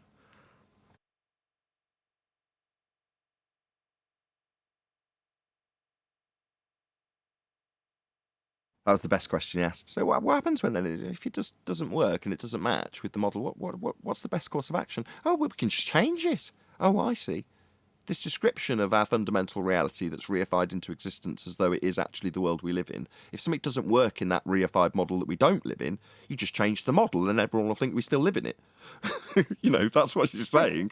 But as I say, if Wakey, that smart knight, was also on the page of heliocentrism, it'd be fine to laugh about that, wouldn't it? Oh yeah, we just changed the model. change the model, maybe change a few numbers, a bit of a slider here and there, mostly just adding to the story, right? It's being built like a giant collective sci-fi mechanics book. That's what entire heliocentrism is, and it's been worked on for a very long time. A lot of people spent a lot of very focused time on getting it just right. That's right, describing it just right, so the world you think you live in is the same as the model they've made of a sphere Earth. Yeah, it's an eloquent model. It's a very eloquent model. It's just wrong. It's just not the world we live in. Didn't get all the way through housekeeping today. We're only 40 minutes in, which isn't 45, so any evidence of the distance to the sun? I don't know where it is right now. It's too much rainy clouds everywhere. Although I got an answer for that. You can't acquire R on a flat plane to get a distance to the sun. In other words, if you're going to make assertions about sticks and shadows or anything to do with measurements required for a sun assertion, then you can't make that assertion because you're going to need a flat plane, and you can't introduce a curved adjacent or have an R value if you're making those angle measurements with the sun. Is that what you're saying? Yeah, they can't even get that far. The Well, curved I'd say- adjacent kills it. I describe that differently. I would say you can't use the Earth's surface to derive a location from through calculation, right? Because not doing that doesn't actually yield any position. Like if you don't do it, how you're just left with it's an apparent thing. There is no distance to it. We can't figure out the distance. Doesn't necessarily matter what you presuppose. Isn't that what you just said? Yes. Yeah. Arwin likes to state that he's going to disagree, then in sincerity completely agree with you. I don't know why he does it. It's amusing. I don't mean to. By the way, there's a lot of guys here that do that. But I do it too sometimes. I just don't even notice that that's what I'm doing. Arwen's the best at doing it, though. I'll give him that. I actually had a day where I had 30 minutes of agreeing with him in anger. Oh, YouTube has... Oh, thank you, Ute. Let's just bring that up. I'll pause it on my chat. It's nice having all this screen real estate again so I can see things like this happen. Let's just pause the screen. Okay, so from the Wakey Wakey interview, quote, "The model is wrong." Astrophysicist Dr. Svetlana, I hope I'm saying that right, referring to the heliocentric model after being told that we can see the moon from Florida, US, and Queensland, Australia at the same time. So her reaction to that was, the model is wrong. Thanks, Ute.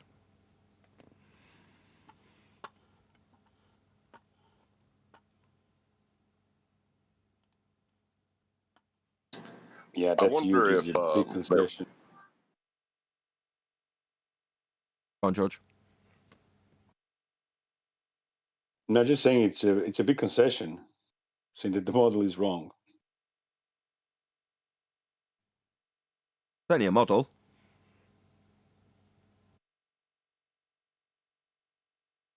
We don't live on a model. That's what I was about to say. Absolutely. Would they use that as a defense when it come down to, if it was a public debate and someone was pointing out all the flaws in the model, would they use that as the defense? Possibly. It depends if the debate had been structured around the model proving that the Earth was a sphere, which is there's a good chance it would be. Yeah, most of the time they won't even enter into a debate unless they can force you to hold up a model for their false dichotomies. Correct. That's what the guy I was trying to do yesterday. How do you explain tectonic activity on a flat Earth? Well, what's tectonic activity? What's a tectonic plate? What are you describing? And then forcing me into a position where what I have to, because you demand it, give you a description of that on a flat plane so that we've got a nice setup for you to burn a straw man that's been built at your behest? You must build a straw man for me to burn. Describe this heliocentric nonsense claim on a flat earth so I can burn it in front of you. And if you don't, then I won't take part in this game. That's what the guy tried yesterday. When it got to, well, what's a tectonic plate? He instantly knew he was screwed. So he wouldn't take part anymore. Just descended the show into a shit show. Right, Nathan, but how would you see tectonic plates on a flat earth, though? What's a tectonic plate?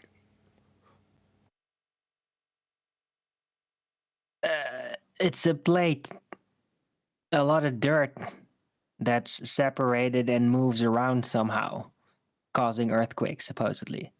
Supposedly? Want to show me one? No. You have to go to a geologist and look at their graphs and listen to their maths and then believe they're right. But we've only dug down about 12k. How far down do these plates extend? Aren't they the entirety of the crust on a heliocentric sphere Earth?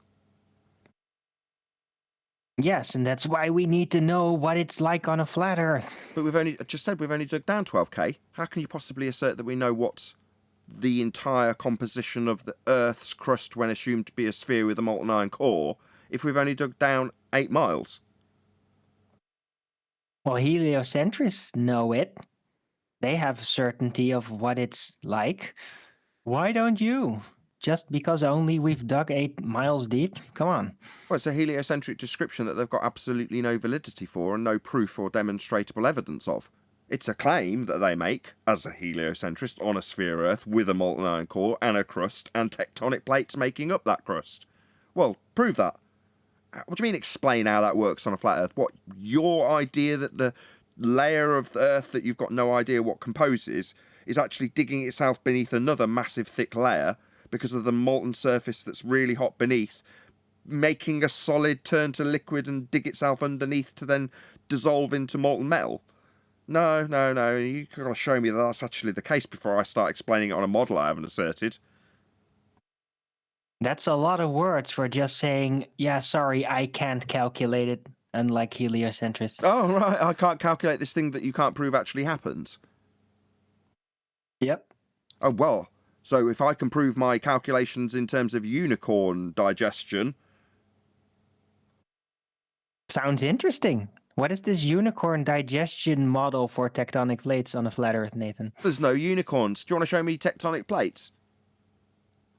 Well, maybe the tectonic plates are the actual intestines on the unicorn. Maybe the unicorn is the tectonic plates. Yeah. If we descend this into farce. Meanwhile, it's an assertion that a heliocentrist makes because they were taught it in about 7th grade. But the evidence was presented as cartoons and pictures of sphere Earth with a core.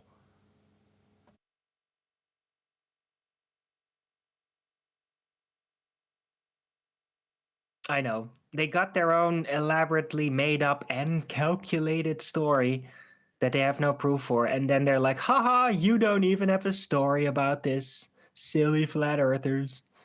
Yeah, you don't have a story. Refutation. See, that's a bunch of bullcrap. Refutation does not require replacement. Just because they've invented a story about unicorns doesn't mean I've got to come up with a comparative story when I annihilate that claim. Likewise, if someone wants to make a claim about tectonic plates and then ask me how their claim works on my model I haven't claimed, then they're going to be asked to, first and foremost, describe what a tectonic plate is, which is exactly what happened. The guy refused, because he knows the moment I'm asking him a question about something like tectonic plates, it's going to end badly. Got a bigger problem than that. Why was it taught in the 7th grade? Why is that being taught in the 7th grade? Because it's the consensus reality of the Western world. No. It's not a fact. It's not true. Because it's part of the geology curriculum. That's why. Break down what that means for him, if you would. It's part of the consensus reality. That's what we are part of. I don't like it either, Neil. But when it was laid out before me, I was aghast when I heard it for the first time, laid down. And someone pointed out, no, that is the science we're talking about. Leonardo DiCaprio, on a very mainstream, I believe, propaganda-based movie, is very literally saying what we take apart. So he's saying, your computer's based on the scientific method. No, it isn't. But that nonsense is more than happy to be tolerated because they're all spinning out their pseudoscience and asserting it as being empirical. So they need that magic trick to be purveyed out wide and far by all. So it being there in a mainstream movie is the very thing we brace against. But what is that? Well, that's consensus science. That's the society that we live in. We've all been indoctrinated and brainwashed to accept that consensus science and even at some level believe it to be empirical. That's what the whole sentiment of the Don't Look Up movie is. Yeah? You're not trusting in the mathematics of the pseudoscientists? Don't you understand that my science is empirical, your computer came from it? All lies, all nonsense. But there it is in a very mainstream movie. There for everyone to watch on Netflix. Christmas Day. Well, that's the problem we're bracing against. A consensus reality where everyone believes that because everyone believes we're on a sphere, we're on a sphere. I mean, that's what we're faced with. That's it. I was a bit disappointed that Leonardo DiCaprio didn't actually mention email also being part of science. That would have been the cherry on top. That's a Dr. Becky reference, isn't it? Correct. Speaking of Dr. Becky, how's 10th doing? Has anybody heard from I him? hope his wife's okay. She's broken her wrist. Nobody's heard anything from. I mean, not that you'd expect him to be emailing us and Skyping us and stuff, but our prayers go out to your wife. I hope she gets better. I hope her wrist's probably very painful.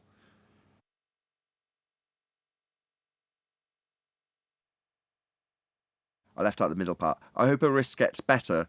It's probably very painful. As opposed to, I hope her wrist's probably very painful, which is what I actually just said. Well, it's funny that they brought up the null too. That nobody did a peer review on this guy's work, and then they just went out and did it, and it failed miserably. Nobody did a peer review on it. Yeah, oh, they it's said lines that, like right. that. Right. Well, that could also mean nobody actually tested whether his model had any legitimacy to it. Yeah, sorry, those two words in that context do not go together. Unless you're talking about a model that's based on scientific empiricism, which it won't be in this context. Beyond doubt, we're talking about heliocentric models. So no, when he says it's not been through peer review, it's not even been through peer review. Who cares? So what? So if it did go through peer review and come out the other end happy as Larry, but hasn't actually been through the scientific method, the thing he claimed the computer had come from, well then you haven't got any empiricism attached to it. At least they still have to lay the seed that there's empiricism attached by mentioning the scientific method, so it jogs your memory from when you were in school and they told you about how that method's empirical. So you still got to drop it in at some point. I have a question. How do we know that would even happen if a comet hit the Earth? How the heck do we know that that's what would happen? Because that's what killed the dinosaur?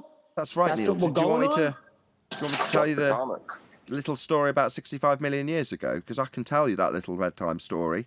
So that, obviously, we haven't mentioned that. That's a very good point, actually, Neil. We haven't mentioned that the presupposition of the orbital mechanical mathematics that will lead you to believe that a rock in a sky vacuum is actually traversing space, that the sky isn't being a void for the gas we're breathing to fill, and making its way through your mathematics to collide with Earth.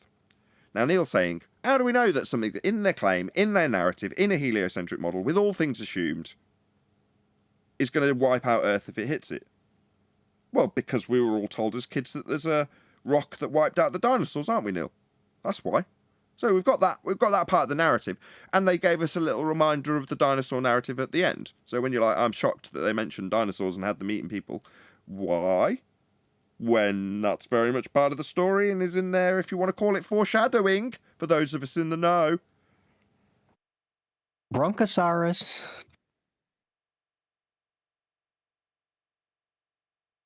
Within the model, though, when you talk about gravity, and you're presupposing a sphere, and the way that you stated that sphere is this magic non-force force that you can think of as a force, but isn't a force.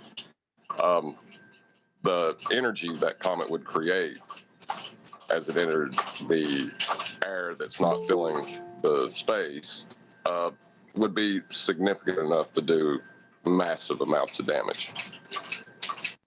And you've factored in the gas pressure without a container that's a nice little bed barrier because it hasn't dispersed into the sky vacuum. Did that even calculate? Because to me, when you were calculating the air resistance that the comet would encounter when reaching the sphere-shaped air that's not dispersing, obviously it acts like a cushion.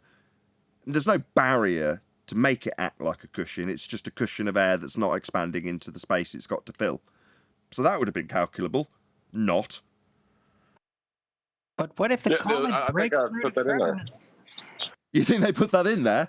That what, the natural law violation that would be gas No, I not put filling that in space to there. performing a cushion for the comet? That was calculated, was it? No, I put that in there. I said the air not filling the space. Oh, I see. So the air that doesn't fill the space, you know, the comet's travelling towards that air, and there's a certain amount of it that's just like chilling, violating natural law at the Kármán line, waiting to be impacted by a comet to slow it down by a certain factor. And that was factored in the gas pressure without a container, violating natural law, slowing down the comet's trajectory. Oh, of course, they've thought of everything.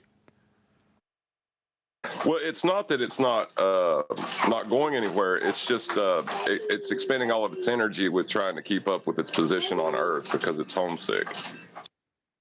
Keep up with its energy. Is it not just falling through a geodesic in space-time? It is falling through a geodesic in space-time, but that fall is representative of it keeping up with the movement of the Earth. I see. I mean, some people have never even heard of orbital mechanics in a heliocentric system. I mean, bloody hell.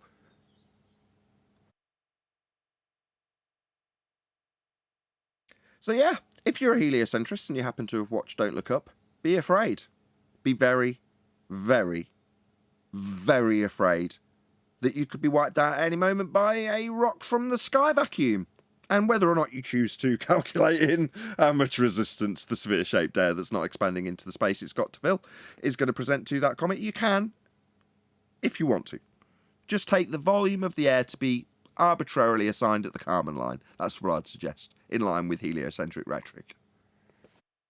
Well, isn't the best part of the propaganda of that movie is that anybody that disagrees with that is dangerous?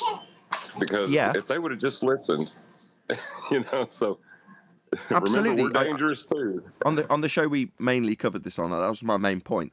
If you don't listen to the underdog heliocentric astronomer that's telling you that a comet's going to hit Earth, then I assure you that will lead to the most dire of consequences, possibly the extinction of the entire species. That's what could happen if you don't listen to your friendly, local, neighbourhood astronomer.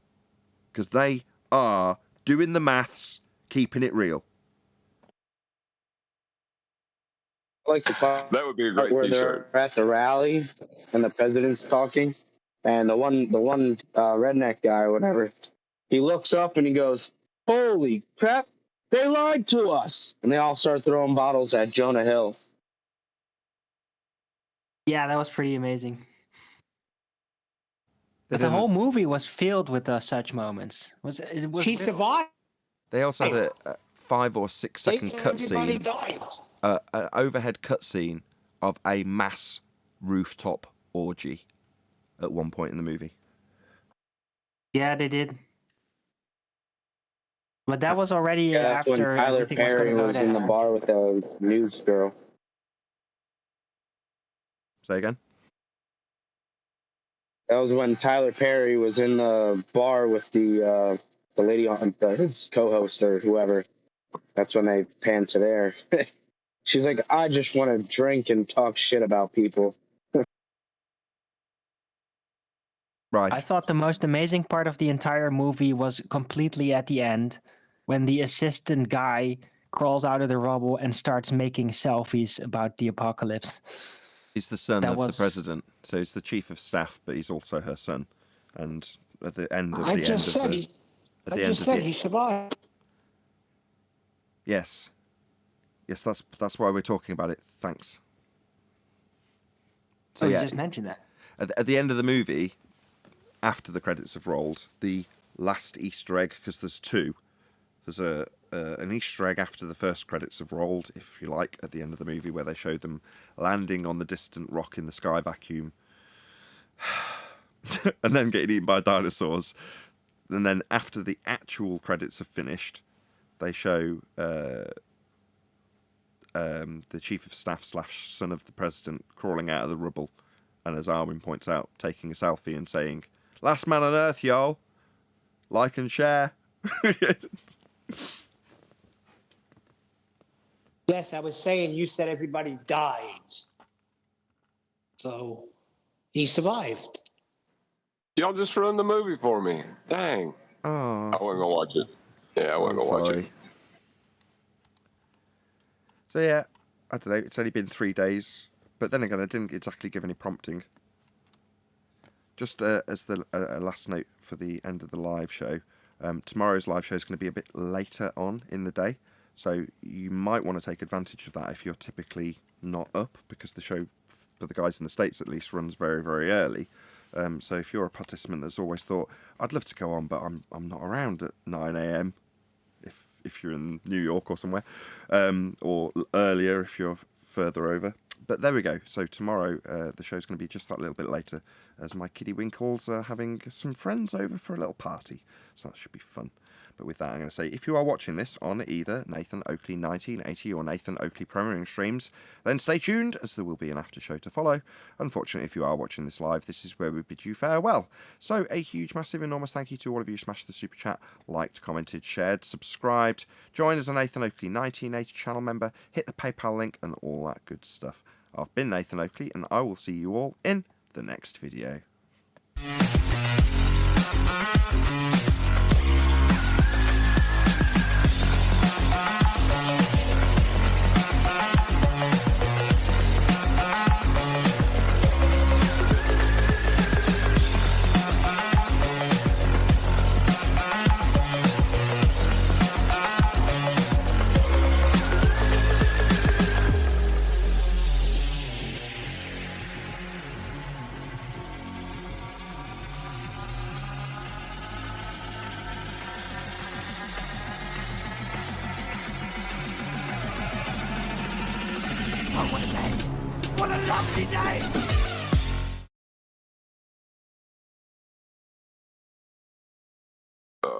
It just, anytime that, you have an opportunity to show a convention wrong, why wouldn't you?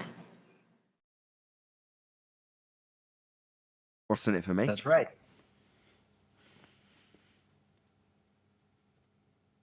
What's your motivation for disproving this convention, hypothetically?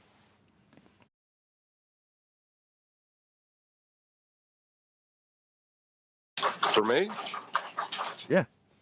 What's in it for you? I would think advancement of the topic. It's moving forward.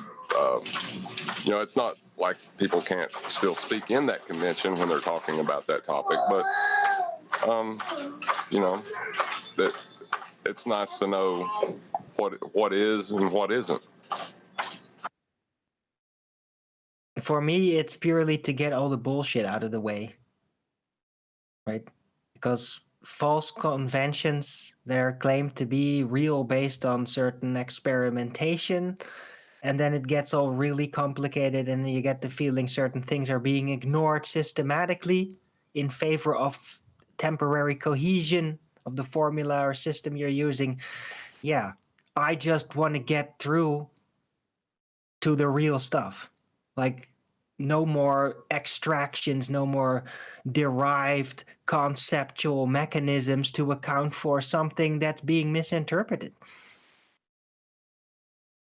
Yeah, and I'll never pass up the chance to put what I think I know to the test. If it's being challenged and someone has a legitimate way to challenge it, I think that's great. I think that's how you advance understanding. Seems reasonable. It is. And I am really certain that it would happen. Exactly like I said it would. Very certain of this. I don't see any other way it could happen. Has to work.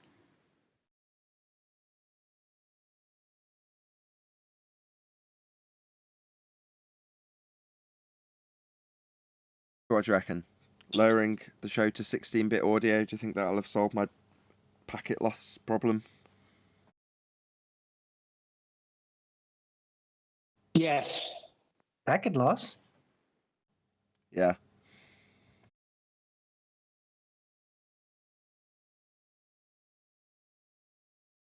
I know how keen you are to discuss this, you see. I was half joking. No, we're just not saying what it's about. We're just not doing it. I love when Nathan discusses his sound system. Go right ahead, Nathan. I discussed it in the pre-show. I've lowered everything to 16-bit to see if that helps, because OBS outputs at 16-bit. Anyway, we'll see if it helps.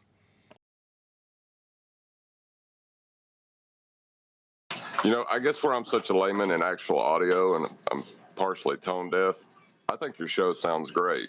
Well, not always. Some people jump in with really crappy mics like me, but other than that, I think your show sounds great. But then again, you're actually trained to listen for those things, so I think that's interesting. Yeah, I'm searching for perfection. We're talking about on your end, right? I'm just searching for perfection that'll never be attained, but it means that, I'm always trying to better it. I want to reach a point where I don't have to concern myself with it at all, and I don't think I'll ever achieve it.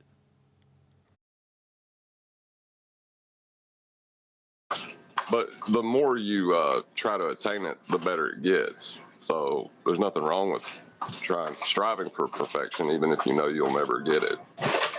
Oh, but that's not entirely even true, because there's two sides of perfecting sound. That is your equipment, and it is your hearing, your consciousness in how you approach sound itself. Because it's really complicated, and there's actually much more psychology behind it than most people realize. You're talking about you're talking about an aspect called psychoacoustics. Yes. So you're training that by being this curious, by looking into that deeply. That's your skill. If you had any other equipment, you'd still have those skills. Because I'm you're not talking developing about that. I'm talking about things that you can actually measure. So frequency response, distortion, time-based errors, all of those things can be measured. You can show them. I can give you a picture of them. So those things are the things I'm trying to eliminate, not the psychoacoustic effect of listening on your iPad one day in a better mood and a higher pressure. That's not what I'm aiming for. I can't control that. Likewise, I can't control people distorting their own mic and overloading their own mic. But beyond those things, that's psychoacoustics and people clipping their own mic, there are a lot of things I can control. And those are the things that I try and eliminate the distortion I can measure from. That's it. You might not be specializing in psychoacoustics, but you know much more about it, and just knowing about it will cause it to get onto your attention range. Well, we discussed it. Psychoacoustic effects are things like when we did the discussion about backmasking. Loads of people disagreed in the comments, and I don't really take a stand either way on it. It was just an example that furthered the discussion at the time, which I can't even remember what that was about, but the backmasking bit was the bit I trimmed out. In any event, when the example's made by Poppy Crumb, she's saying, here's the listenable section. And people in the comments were like, you used a different bit when you didn't have the words up. I'm like, no, I trimmed out what she played because it was a video from a convention I wasn't even at. I had to steal someone else's material without their permission to make my example, and I trimmed it to as minimum amount of music. I didn't want Led Zeppelin on my videos, but I left a tiny bit in, just the end. And they're like, you used a different bit. I'm like, no, that's she played all of it. It's just go and watch it. But me, for my example, I erred on the side of caution for copyright reasons more than anything else. But anyway, the point is, and a psychoacoustic effect is you reading the words along with listening to it and then interpreting it in your mind as being the words you're reading. That's a psychoacoustic effect.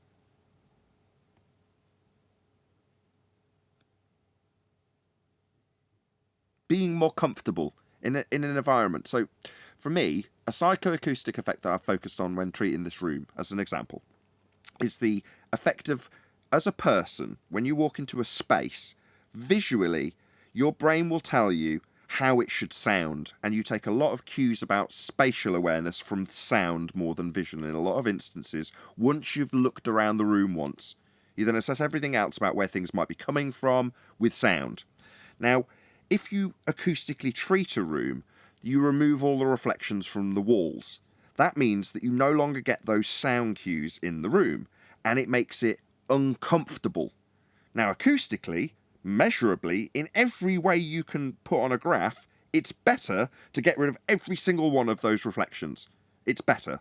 But psychoacoustically, the room becomes uncomfortable because the visual cues no longer match the auditory cues. So your brain becomes disorientated, making you uncomfortable, making the thing you're listening to less easy to concentrate on. That's a psychoacoustic effect, as opposed to the measurable distortion in the room being lower because you've absorbed every reflection. Make sense? Meanwhile, if it goes at any point for any reason, that's an audible distortion. And I want to track that down and beat that into the living depths of hell because it's the bane of my life. All I want is clean audio always. Doesn't matter if I get louder or quieter. I think I've established that my compressors aren't causing the distortion. I never get anywhere near them on my line. I think it's just an overabundance of numbers to crunch and therefore packet losses, I was told by Sound Speeds. Subscribe today. AQE, by the way.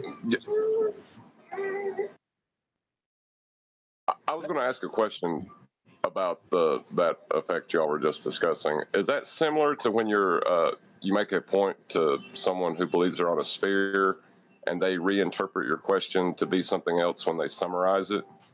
Is that similar? Nah, cognitive processing as opposed to... No, nothing like that.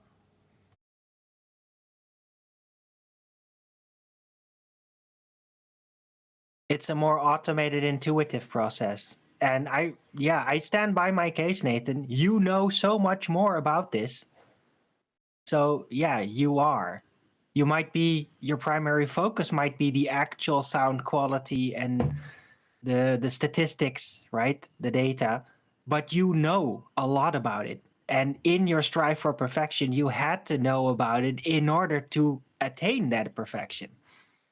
So yeah, I'm you nowhere do near know it. I can't control enough to get perfection on the show. That's never going to be achieved, like I say, because of the things that are out of my control, like people getting right on their mic and yelling into it and popping the diaphragm or overloading their preamp. I can't do anything about that. But anyway, you do know it exists. Yeah. And you know what it is. You can Yeah. identify usually what somebody does by the sound that comes off it. Yeah, but it's like if you're filming a race, yeah, if you're the one broadcasting the race and all you want to do, the ideal outcome is that every racer finishes, and you film a pile-up that prevents the race from continuing. You've got no control over that as the producer of the material that's being broadcast, right? You're not behind the steering wheel of everyone's car. Well, likewise, I'm not at the gain control of everyone's mic. So there's certain aspects I will never get full control over, unless I was Joe Rogan. Now, what changes when you get to someone like that's level is that then you do have control of everything. So you've got your guest in your studio in front of your mic going into your desk at your level through your compressor, gain stage just how you want it. Then you've got control over everything.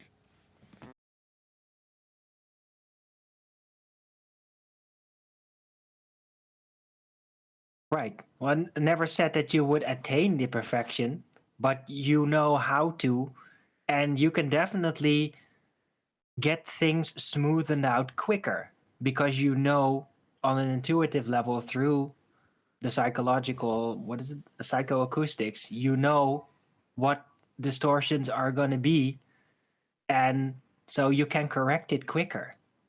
Okay, you're even though it's confusing. not an ideal setup. Yeah, you're confusing psychoacoustics with just acoustics, but it doesn't matter. We're going to get boring if we carry on this conversation too long. That's why I said hello to QE. I was waiting for him to say, "Yeah, you moan about me talking about food."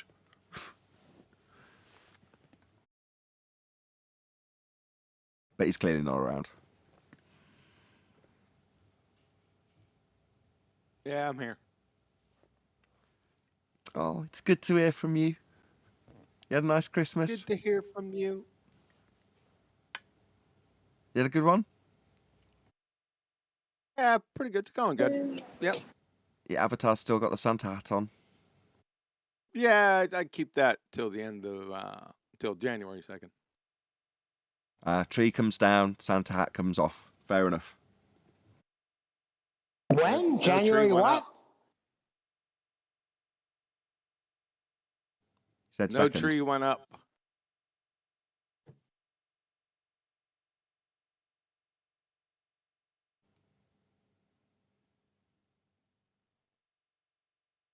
It must be early for QEs doing that thing that Arwen typically does. Holy You don't know when he's shit. really finished. And no one wants to hear, "Oh, What? God."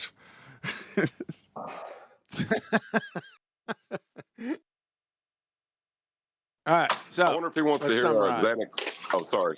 All right, let's summarize before somebody else fucking rumpuses me with some horse shit. All right, so no tree went up. The Santa hat stays on until January 2nd, the 2nd of January. You got it. We got Everyone. it. Thanks. I'm glad we've got that clear. Obviously, we're all Why the guilty of- second? Because it's past the 1st. Well, I'm saying in my house, usually keep it up to January 6th.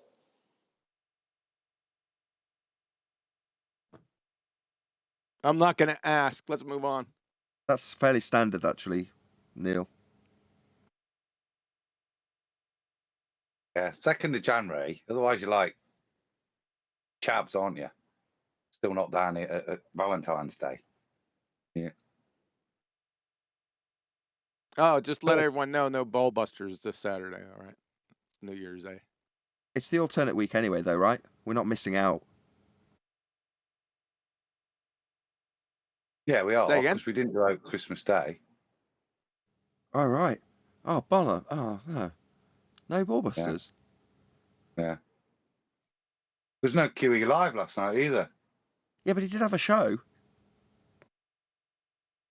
Good on you, by the way, QE, And then for filling your that was time a great slot. show. Yeah, well, no, not. I haven't watched it yet, but good on you for filling your time slot. Yeah, I didn't want to leave it empty. Good, I did. I was editing a video. I was like, I'll just catch the tail end of my stream that's going out, like an Uncut and After show, and there was nothing on. I'm like, what the hell's going on? So I look in my scheduled streams, and I just double booked one for today. Obviously, I was like, oh God. So I then just published one off the bat, which never does well. If you just drop a live stream Uncut show out there for a random time, it's never going to get a good audience. So I missed Right. my time slot yesterday. There we go. That's his life. I'm I the was new going to ask you breed. about that. I was just busy editing a video, Neil.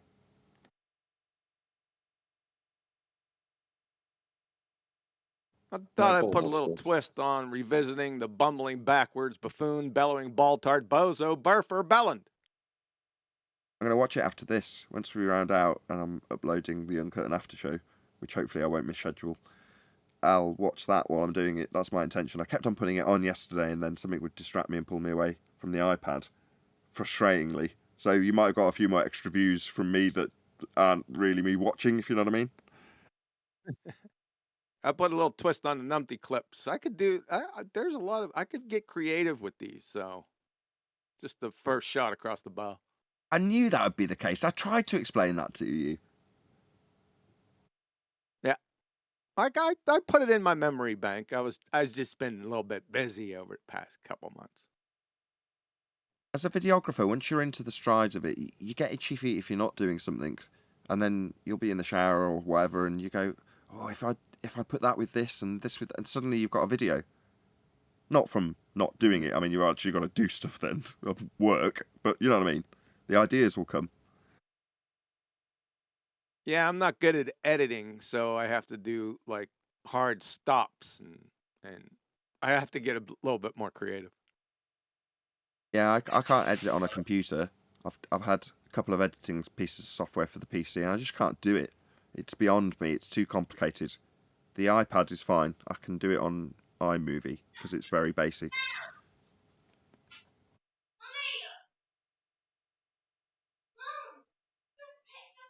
Not to change the subject, but I was wondering if QE had heard that Zanuck took on the curved adjacent yesterday.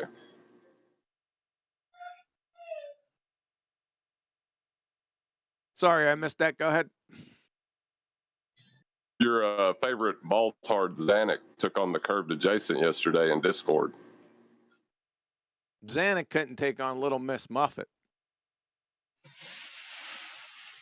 Did he get his argument from the high school physics forum? What is it this time? No, he was trying to say that just because you're acquiring an angle, it was so convoluted. He said that you're not making a triangle. Yes, you have. Now, stop. He Stop. wouldn't answer Stop. No. Elevation angle is a right triangle, period. End of story.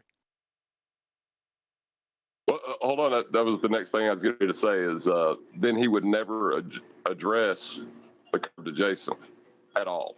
He just would not get near it. Can you fill QE Yeah, it George? failed third grade. It I failed just third grade intro to geometry. He I just doesn't gonna- know what a triangle is. Or I'm an just gonna elevation angle, by the way. Sorry to keep interrupting you. I was going to ask George to fill you in because it was him that kept on having him over a barrel on this QE, so he might as well regale you with the story himself. You still around, George? No. Yes, I'm here. Yeah. Can you just? I know it's just asking the same question that was originally phrased by QE anyway, but can you just fill him in?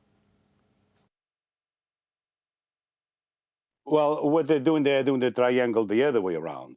So instead of the GP of the star is the GP over your head, running with the 90 degree above your head. So the 90 degrees above your head to the star, the base of the triangle, let's say. Yeah, the base that's of the what they're triangle. doing. Yeah. Yeah. Well, it doesn't. But you didn't say anything different. And number one, can you show me the zenith mirror on the sextant? What did you ask George repeatedly? That's what I'm driving at. Well, for him to have an angle, he needs to have two straight lines.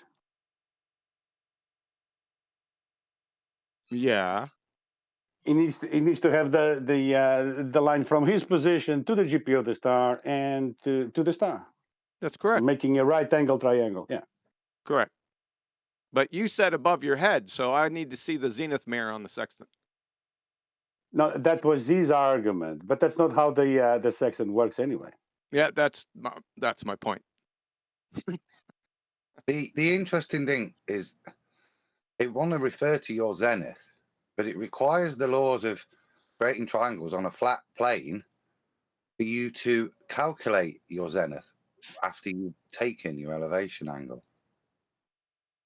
True. Yeah, what he's doing is the reverse triangle, if you know what I mean. Imagine you have a box. We are talking the bottom part, he's talking the top part. He's forgetting that they need to run parallel to each other anyway. You need to have 90 degrees on both zeniths. Correct. The zenith, your zenith, and the star's GP, those two lines from that position down to the ground are also parallel lines. That's part of the geometry that allows us to actually calculate with the almanacs. Yeah, but before you even get there, hold on a second. Before you even get there, you're gonna have to show me the zenith mirror to on the sextant. Follow? Well, this is what I was kind of encouraging George to point out, was that he kept on asking Zanuck the same question, which got him yelled at.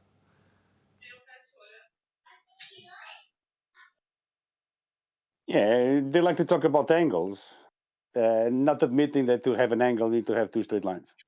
Before you get to the next operation, you see you're one step beyond the elevation angle. That's where my argument begins and ends, right with the elevation angle. Nothing with no fairy tale zenith above your head. Follow? Or did everyone catch that? Yes. Yeah, I absolutely. hope, I hope they did. That's the bit we get from reality. That's what we measure. Okay, so Hold on, George wasn't. Yeah, I've tried 3 times with George. He hasn't been led well. Maybe you can do it for me. I think you're about to step into what I was about to do, John. Yeah, George wasn't saying these things. George is just giving the responses Zanuck gave whenever he pointed I out understand that he that. was I using got a it. I'm giving the permutation. response to Okay. Zanuck through George. Yeah, I'll try once more. So George kept asking Zanuck, how do you get an elevation angle from a curved adjacent? That was the question he kept putting to him. That was getting him yelled at. And the thing that he was getting yelled at was tangent, tangent.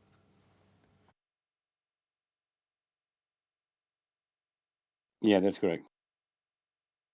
Tangent. Show me the tangent mirror on the sextant. As soon as they claim a tangent, they accept that the parallel geometry between the star's GP and your zenith is no longer at play. As soon as they do that, the tangent means they're on a ball. They're making an excuse. They've perverted the actual measurement you've taken from reality, which is across a flat plane and an elevation angle, and pretended that isn't across a flat plane, even though that's how you're going to do the calculation, that it's literally a teeter-totter on the top of a ball, a tangent. And that's the first jump away from reality and false assumption when they say tangent, is to try and drag it to a ball. There is no You could black swan them there. Yeah, well, there is no tangent. They want it to be a tangent on the top of a ball, but reality demonstrates that this is a flat baseline measurement we're taking. Black swan. Happy New Year, Adam. Was that a chocolate fondue, by the way? No, that was the. I sent you that. That was Christmas pudding that Louise had made, you see, and then I let it up with brandy. We all have a little sing-song.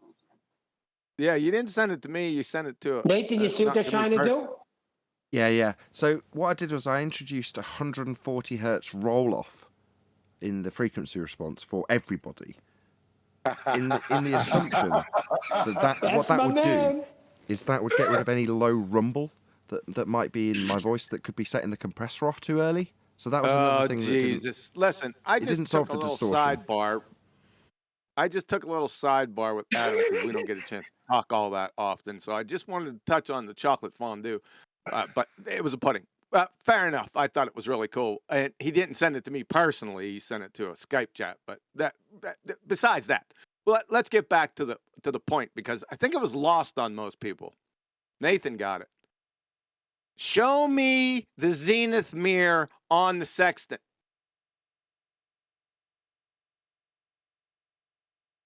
Yeah, that's right. You can't.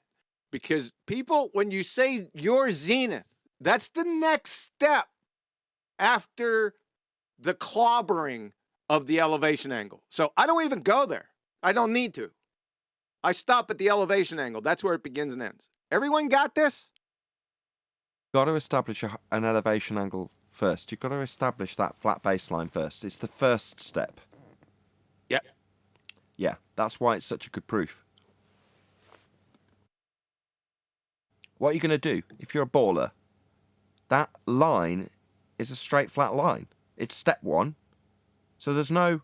Well, if we're on a curved surface with a straight line on top of it, well, that's surplus to requirements, regardless of your fundamentalist religious presupposition in an R value and a sphere underneath the straight line, because that straight line has a purpose. It's what you need when you're measuring your elevation angle. It's straight, it's flat, that's what you're going to be using.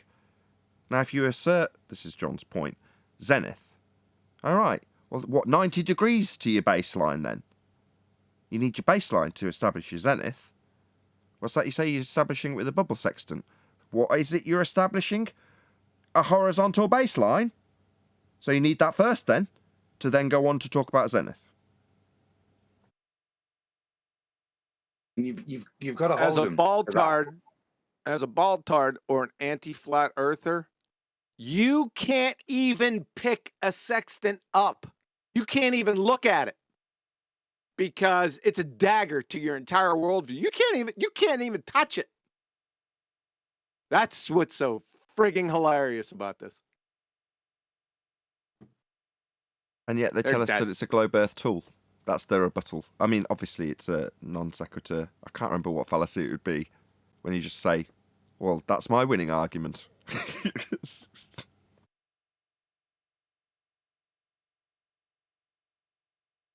A bit like Blue Marble. You know, Blue Marble saying, how do you get the GP of the star or the elevation angle without the ground being straight? You're like, what are you talking about? That's our question. That's your problem. Hillbilly Blue Balls, They the redneck say- retard. Is he still out there? Yeah. Oh, yeah. That dumbass cracker. Remember the last time? I'm going to run that again. I'll probably do the same thing I did with the Belland. This freaking guy appeals to the conservation of angular momentum, which is non sequitur all by itself. But then he says there is no inertial reference frame.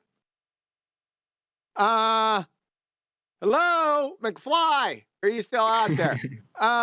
You can't even begin to think of the law of conservation of angular momentum without an inertial reference frame. It doesn't, with that, you need an inertial reference frame for the law of conservation or the law of conservation of angular momentum to exist in the first place. You freaking bozo clown fuckwit.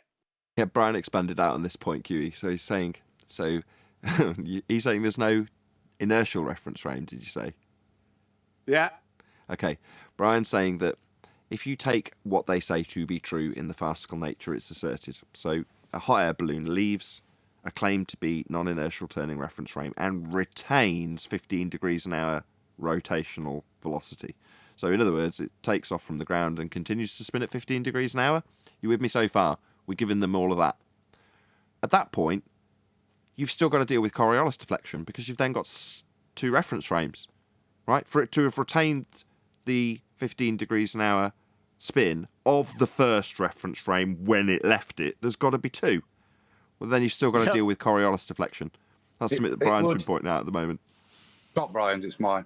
Oh, is it yours? Sorry. Yeah, we're talking about. It would be doing two things. You would be seeing an apparent drift now of the balloon because of Coriolis, yeah. But you would also see, if you give them then their world, that balloon rotating at 15 degrees of actual rotation as well, if it retained its angular momentum. But it would still be drifting. They don't even know what angular. They don't even know what angular momentum conservation of. They don't know any of the conservation laws. They know to say it, but they don't know them. They have no depth.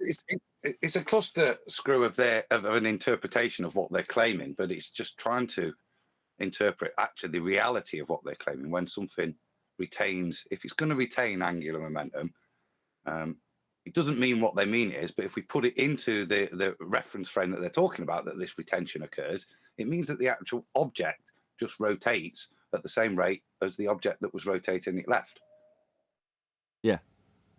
But that's still two reference frames, and they'd still have to cope with Coriolis effect when they claim it. Yeah. Whilst watching it actually spin at 15 degrees an hour as well as apparently drift. So to summarise what they actually think they mean, they say there's going to be a conservation of angular momentum. What they think that means is, because there's a conservation of angular momentum, you won't see the globe claim of deflection as you turn underneath something that's left to claim to be turning Earth. You won't see that affect the globe claims you will see because of, quote, conservation of angular momentum. That conservation of angular momentum negates the very claim we say you should see.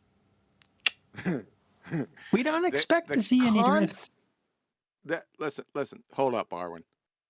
The concept of momentum conservation comes from and is a direct consequence of Newton's third law.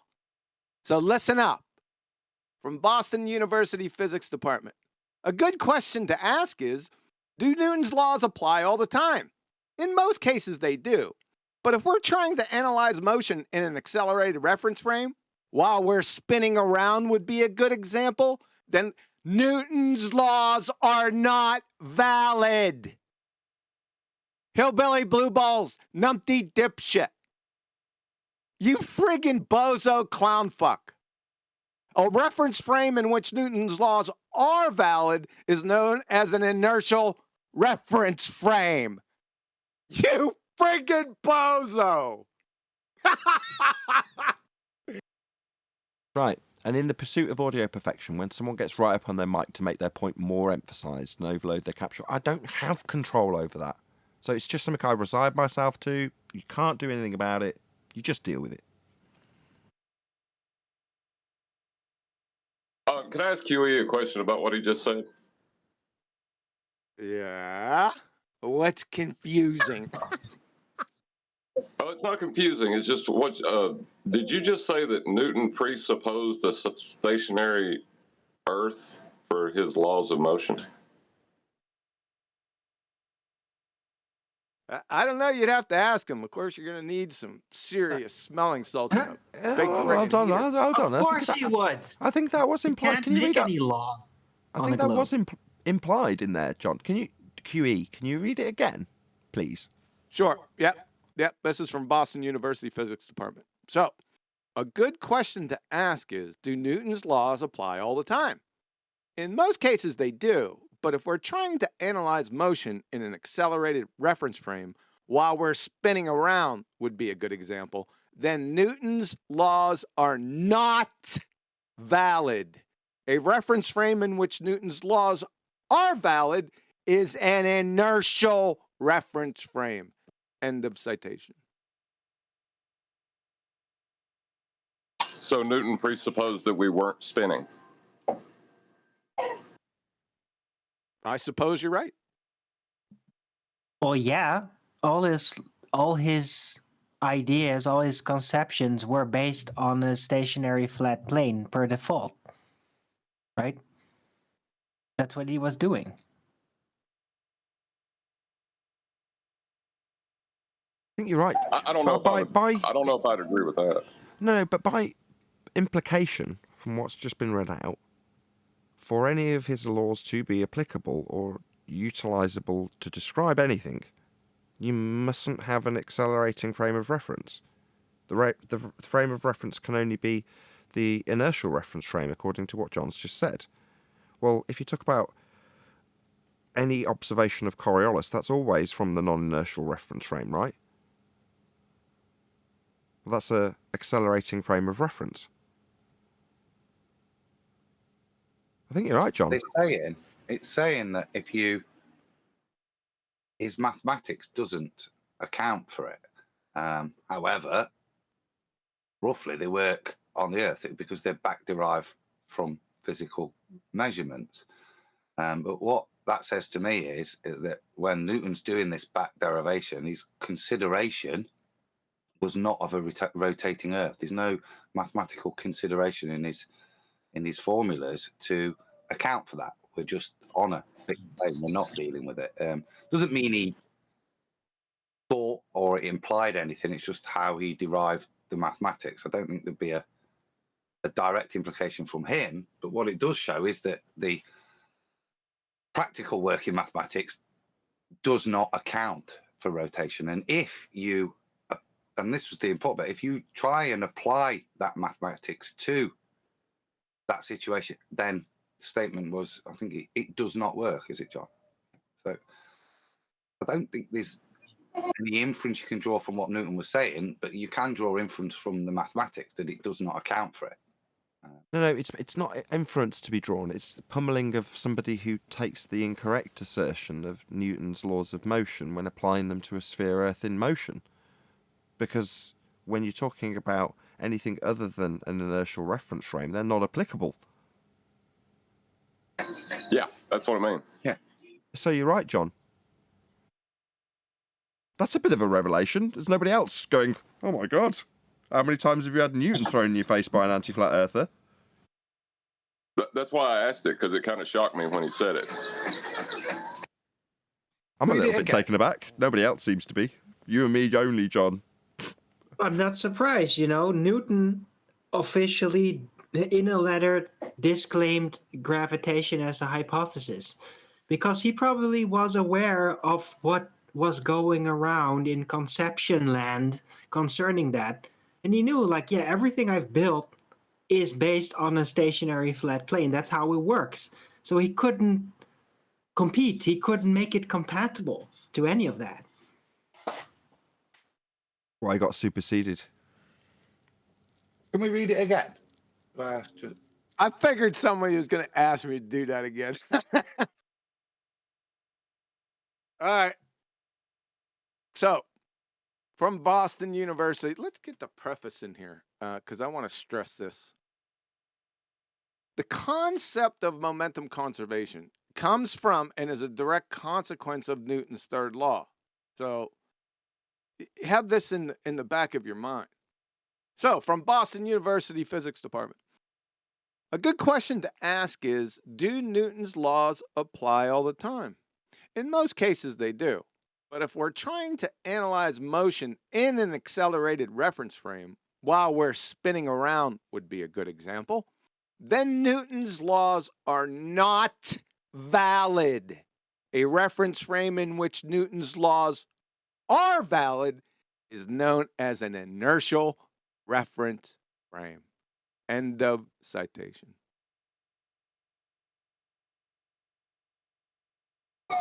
So not valid on a globe Earth. Correct.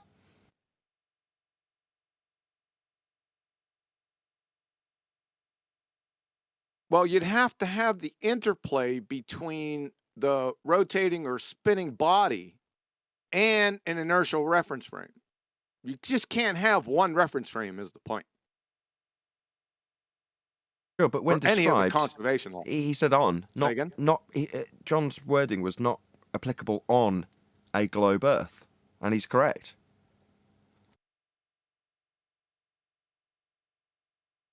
Yes. But it's always an interplay between the two reference frames. So the moral of the story is you have to have two reference frames to even, you can't even spout any of the conservation laws. They make no, they wouldn't exist. I've got it now.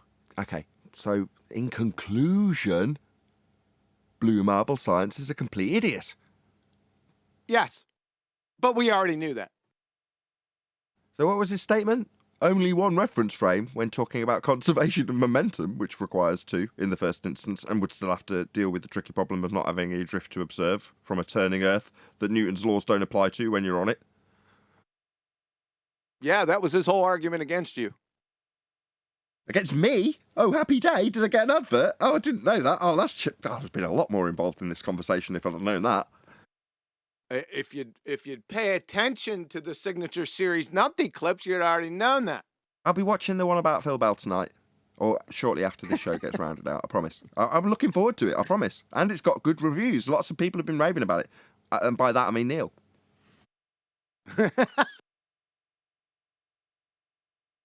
Too funny. Yeah. We'll have to run that one again. Hillbilly Blue Balls redneck retard doesn't know that he shows up to disprove gas pressure without a container with gas in a container. I mean, you got to be some kind of ignorant dolt, bereft of any acumen.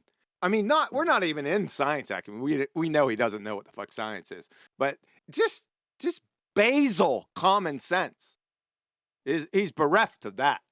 You ball-tard bozo, photosynthetic redneck numpty dipshit. It is Dunning-Kruger. Yeah. He's the poster child for it. Is he still around, by the way? Yeah, you asked that earlier. Yeah, he's still absolutely around. Lurks around in my comments and chat. Oh, really? Indeedy. Huh. What does he have? His slobber nurses type in the text for him? Usually just trying to whore his own stuff on my street corner. Like most of them.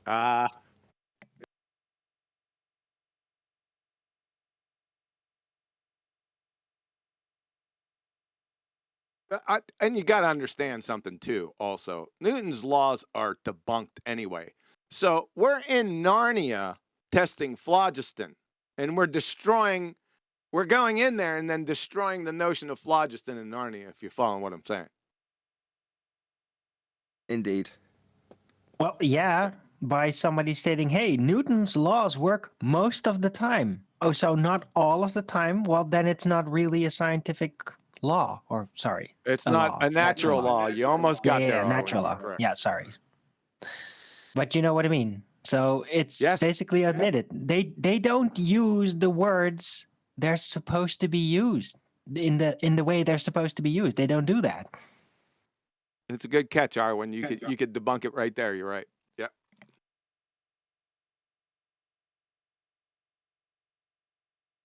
It's a law of nature. It happens always. Or almost always. Or most of the time. It We happens got you by the always, short most hairs, of the man. time. Sorry. Every single angle at this point, we got them by the short hairs and just whipping around. It's just laugh at them. Yeah, it's kind of a shame it wasn't this way in 2015. Well, I was busy. We all had to build up to this first. Exactly. And as time progresses, the likelihood of it being some mass awakening dwindles ever further away. So long as you can realise that there's really just you and the benefits that you can draw from it, then you'll be alright. You won't go nuts.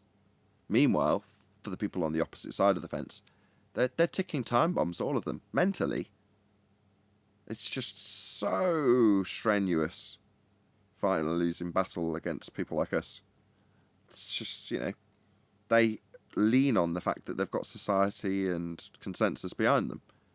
And it's not a good enough painkiller for them, otherwise they wouldn't be here.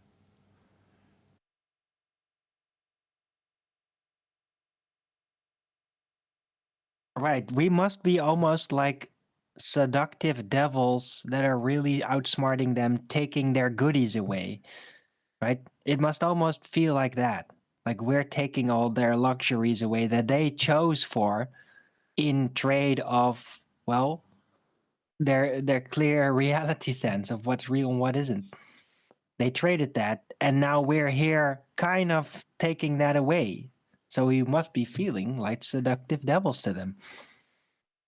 Yeah, like Cypher. He sees everyone around him as just being a trickster that's duped him into leaving a reality that was perfectly acceptable. And with a little bit of effort, he can get back to it. That's what he is. He's a representation of every anti-flat earther.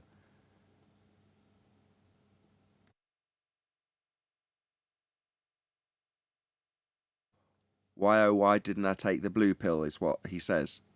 And by example, it'd be, why, oh, why did I ever come across this flat earth argument for me to be in a position where I'm having to yell about the straight line that definitely isn't refracted, that won't give me parallel lines to do triangulation with. It leaves you yelling that in cognitive dissonance at your flat earth opponent, who's basically pretty chilled. I would hope at this stage in their flat earth exploration, they're not particularly stressed about it anymore. I'm not. I can only speak for myself.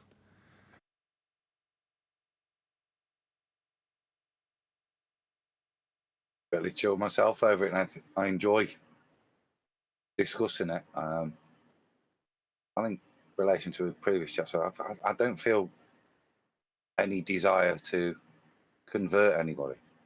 You know what I mean? I enjoy chatting about it and discussing it, but there's not a purge that I feel I've got to do to convince anti-flat earthers, particularly, of my viewpoint. It's there for them. And it's apparent to me how much they struggle with it. My motivation comes listening to little bits like where you see this, you think, am I on the right path? Yeah, yes. Look at them fumble. And that's motivating for me to tell me I'm right whilst I watch them fumble still. But I've got no desire to face them and correct them anymore. No, the mission was never to convince them. The mission was always to expose them. I think Well, maybe, yeah. Well, maybe for you, yeah. I think, as Nathan alluded, it's quite important to think, because I would say I was guilty of that, of hoping for some grand awakening. And you still hope that. I think, you know, when you hear Neil talk, there's still that desire that actually, come on, people, wake up. You still hope for that. That happens. It happens now to me. You know what I mean? But it's not. But if I'm being honest, yeah, I did hope for that early on. What? But hold on, there is a grand awakening. It's just not the way we thought it was going to be. It wasn't like click, everybody switches, and now everybody agrees on the next level. No, that's not what happens. But it does sink in over time. People have heard of it now, right? Flat Earth is no longer a outrageous, shocking topic when it's brought up. People have their opinions. It's not shocking anymore. So the awakening has happened, but yeah, people decide to accept or ignore parts of reality based on their own personal experience vantage point. And yeah, a lot of them will simply reject it. And anti-flat earthers, you can never convince them, because you can never convince somebody that's on purpose doubling down, that's bracing themselves against something. You can't convince them when they're like that. They have to be open and willing to actually receive the knowledge. That's the only way it works. Or as QE puts it, you can open up them and expose them, whether they want it or not. Well, you could do that in defense, of course, right? Because there's other people that's going to be listening as well. So you got to be straightforward. You got to show, yeah, we really know what we're talking about. We can expose what's wrong with their train of thought. I think when I'm relating to that is, yeah, still doing that. But I think 5 years ago, I probably hoped that in doing so, I would change the mindset of society a bit. And that was part of my hope. Yeah, I think that went a long time ago. I've got no desire now to change anybody. The awakening isn't for me to awaken other people. The awakening's for me to continue and enjoy the majesty of the world that's revealed to me. And if people want to come along on that ride, lovely. But I'm not tainting my ride by purposely wanting to drag these people kicking and screaming along with me. Exactly. I think there's a fair point, a fair amount of people that are like that. But on the other hand, I think that we don't talk to the normies. We talk to the people who have decided to be here in opposition, i.e., the anti guys. But like the whole point is, there are a lot of people. If you look at the comment section on like some random regular channels that don't really talk about this, and they happen to broach the topic, that comment section is a lot of times in the way of, I wish the guy would let me hear the points, because this guy's making good points on that B side, you know. That happens a lot. But just to speak to what Adam said, in general terms, I think it's more comparable to the analogy when you've got Morpheus walking Neo down the simulation with everyone sort of bashing his shoulder as he walks. And he's trying to explain to them that everybody's hooked into the system. They're all societal drones by comparison in our version of society. And they'll fight to protect the Matrix. You know, they're not on the brink of being unplugged. They're very much plugged in. Now, for whatever reason, the blue pill and red pill analogy is translated into somebody coming across this subject and an argument that either, if you take John as our example, makes them realise that there is no way their model can work, or, if you take Arwen's example, then bracing against it, finding every excuse to not accept the reality, doubling down on their original faith, even though they've obviously swallowed a red pill for whatever reason. Now, at the end of that, one's a painful process and a painful path that won't get you back to the Matrix, like Cypher. Once you're here, you're stuck down here with us. That's why Flat Earth is in the name. Anti-Flat Earther has got Flat Earther in the name for a reason. Because they're down here, but they just see down here as hell.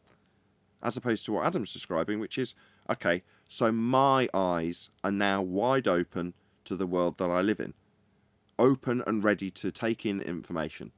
And because of the journey that I've taken up to this point, I've realised what I don't know. I'm a bit humbled by it. I feel very ignorant. But that's okay. It's an exciting place to be. Now, that's a very different outlook on the world to, I've got to convince everyone we're still on a ball and convince myself, and anybody that opposes that must be, shut down and silenced. Or, on the other side of that path, if you're not quite there as a flat earther, trying to convince yourself the earth's flat and arguing against people because truly you don't believe it yourself. You don't know for certain, but you believe it at that point, so you want to argue it because you're trying to find confirmation bias in an argument, the same as the anti-flat earthers are. If I can win this argument, it'll prove the earth's flat to me. In other words, you're just not quite there yet. When you find peace and enlightenment, or whatever the Zen terminology is, for getting to the point where you go, I know what I know, and I don't care if you believe me or not. It is inconsequential to me. It won't benefit me if I convince you otherwise. So what difference does it make? Well, what difference does it make is vast when your eyes are open and you're taking in more information and enjoying the wondrous world that we live in. Wake up and smell the coffee. We live in a fantastic place. Yeah, the shits that inhabit it lie about it. Okay, well, now you know. So what do you want to do? Do you want to go back and ask them for more lies? Or do you want to keep well away from them because you know it's nothing but poison and pain at the end of that process? If so, keep well away from them and open your eyes to the reality. If there's something that you want to know and you can't find a genuine answer for it, maybe, just maybe, you'll be the one to find out. How exciting is that? Very, I would suggest. Unless you're an anti-flat earther and you want the old I already know answers to still be true. Because it's much easier if they're all already found out and I don't have to worry about it. Yeah, that's painful though. So I don't want to be on that side of the fence. You're still here in hell with us though, anti-flat earthers. And flat earthers in your name for a reason, you know as well as I do. The earth can only be flat.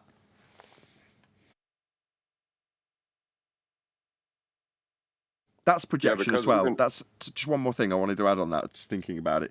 That's projection. When they tell me, I get this quite frequently, Nathan knows the Earth's a sphere. That's projection. They've come across something in the discussion that's left them with that feeling, oh my God, it can only be flat as a result of this argument, whatever it may be, Black Swan or something else, or can't be a sphere as a result of this argument. They then project that out onto me. No, the person that gave that argument really knows it's a sphere like I do. So that's projection. Deep down, those people saying that, they know it's flat. And they want to project their insecurity or failure or whatever it is that's caused them to have that distress at that moment straight back onto me. Yeah, projection, like always. Sorry, whoever that was I interrupted, I'm sorry. I did leave a pause long enough to be interrupted. I was going to say that the responses that they give to keep the old answers they had are in direct violation of the old answers they had. I think that's the most hilarious thing. Exactly. As exampled by, Earth will have 15 degrees an hour deviation observed from a non-inertial spinning Earth reference frame as things drift away from your vantage point having left that reference frame. That's the claim of Coriolis drift as per the heliocentric rhetoric. We will see Coriolis drift. That's the claim. So, response from Flat Earther. We don't see any Coriolis drift. There isn't any. Response from anti-Flat Earther, because they're now in that position. We wouldn't expect to see any drift. Earth is experiencing a conservation of angular momentum. That's the response. So you're saying it's conserving momentum, not demonstrating any drift then? That's right. It's not demonstrating any drift because it's conserving momentum of Earth. I think that's called conservation of momentum because I don't understand what I'm saying, but I'm going to call it that incorrectly because it's retaining the velocity of Earth. Therefore, no drift to see, says the anti-flat earther. Precisely as John's pointing out, flying in the face of the original globe claim. So what the globe claims we're going to have drift, Coriolis effect, 15 degrees thereof. You say we wouldn't expect to see 15 degrees an hour of drift. Okay, that doesn't sound at all mentally painful for you.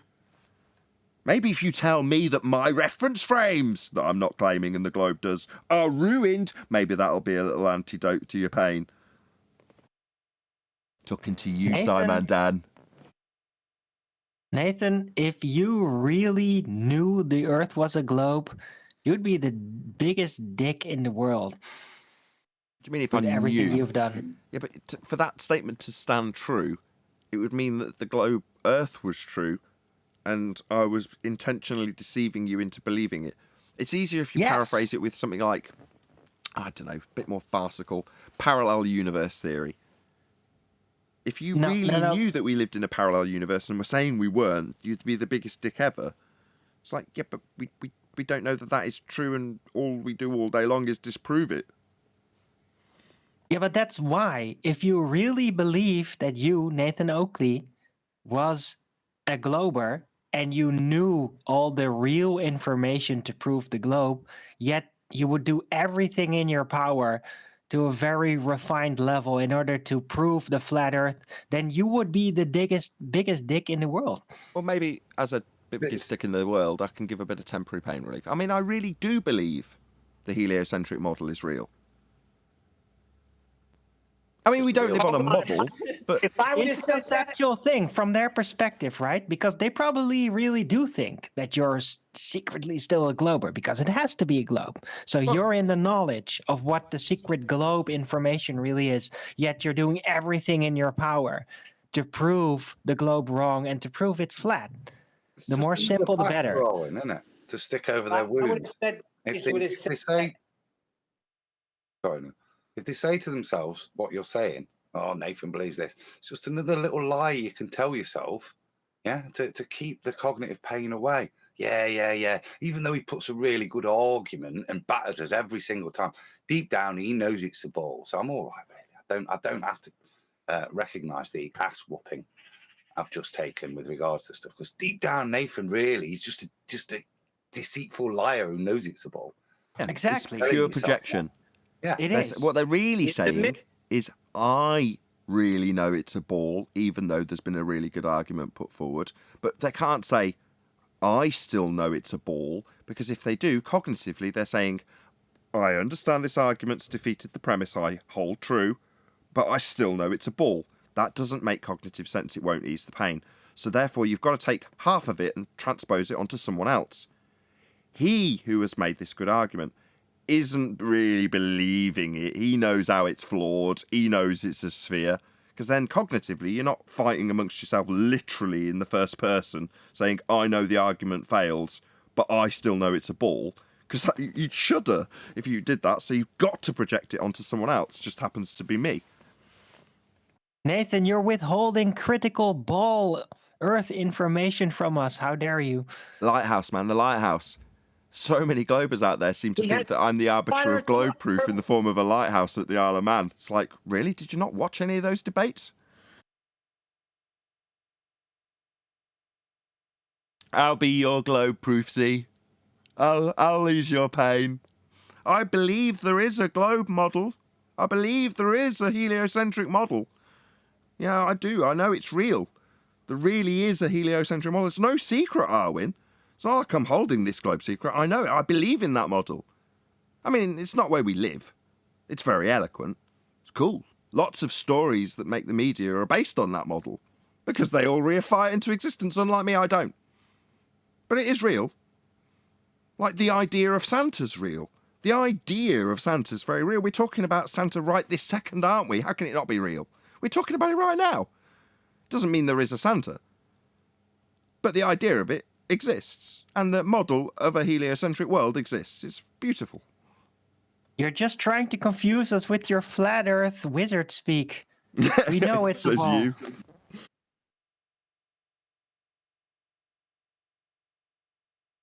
How dare you accuse me of being a wizard? I know, I'm projecting. It's true.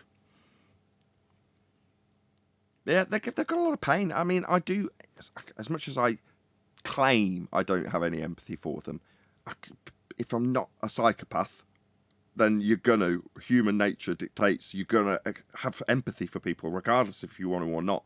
I talk about it in the show when there's somebody up against the rails and somebody will interject.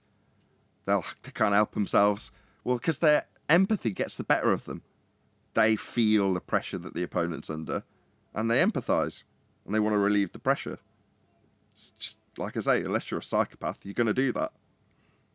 And I do it also. I can't help it. You feel sorry for them. Right, you feel sorry for them, but you gotta stay real. You gotta be strict with them, right? Otherwise, the problem only aggravates. The delusion only deepens. Well, you just know them as real people when I'm talking about them being the trolls. This is the faceless trolls being real people at the end of the keyboard. Well, that's 10 times magnified when it is a real, actual person at the end of the keyboard, even if they've got a fake name. You're like, again, unless you're a psychopath, you can picture them with their family enjoying their Christmas, and then that thought comes in about how Earth can't be a sphere, and you shake it off. You can picture yourself like them in their scenario, and you go, I wouldn't want to be that. That would be painful. And in many ways, the people on the panel that want to convert those people, it's through empathy. You don't want them to be experiencing the cognitive pain that they're in, and you can feel it. It's palpable, man. When they come on, you can practically taste it. Yeah. People suffer under empathy. It happens. I personally experience. I testify it on my show kind of regularly the last month. Hope they'll kind of change when the spring comes and all that. But yeah, empathy is very draining on you if you can't let it go, if you can't put it aside and just stay close to your own life, what your small life should be, right? If you constantly entangle yourself empathically, it's very draining because people out there suffer. They do. Yeah, and it rapidly descends into pity before it fades completely, in most instances.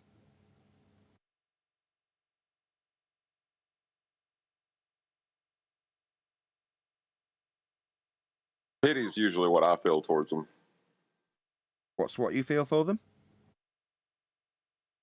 Yeah, I kind of understand where they're coming from. Well, not completely, but I feel bad that they can't get it or they refuse to get it. I feel bad for them, and it can't be easy. But you appreciate why.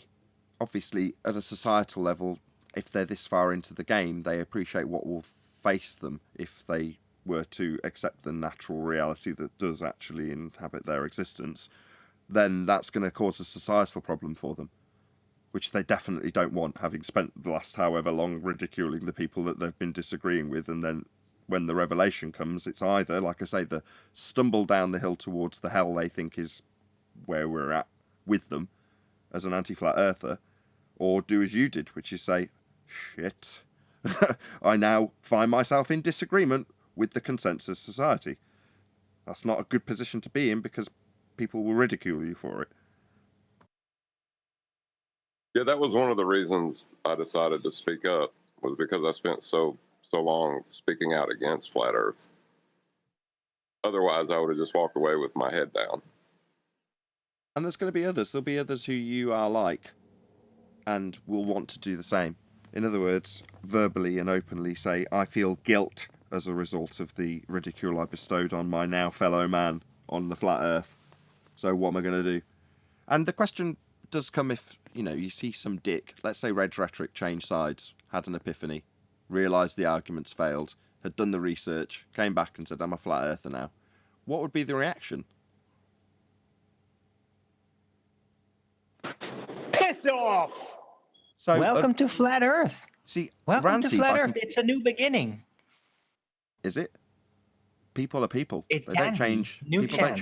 don't change.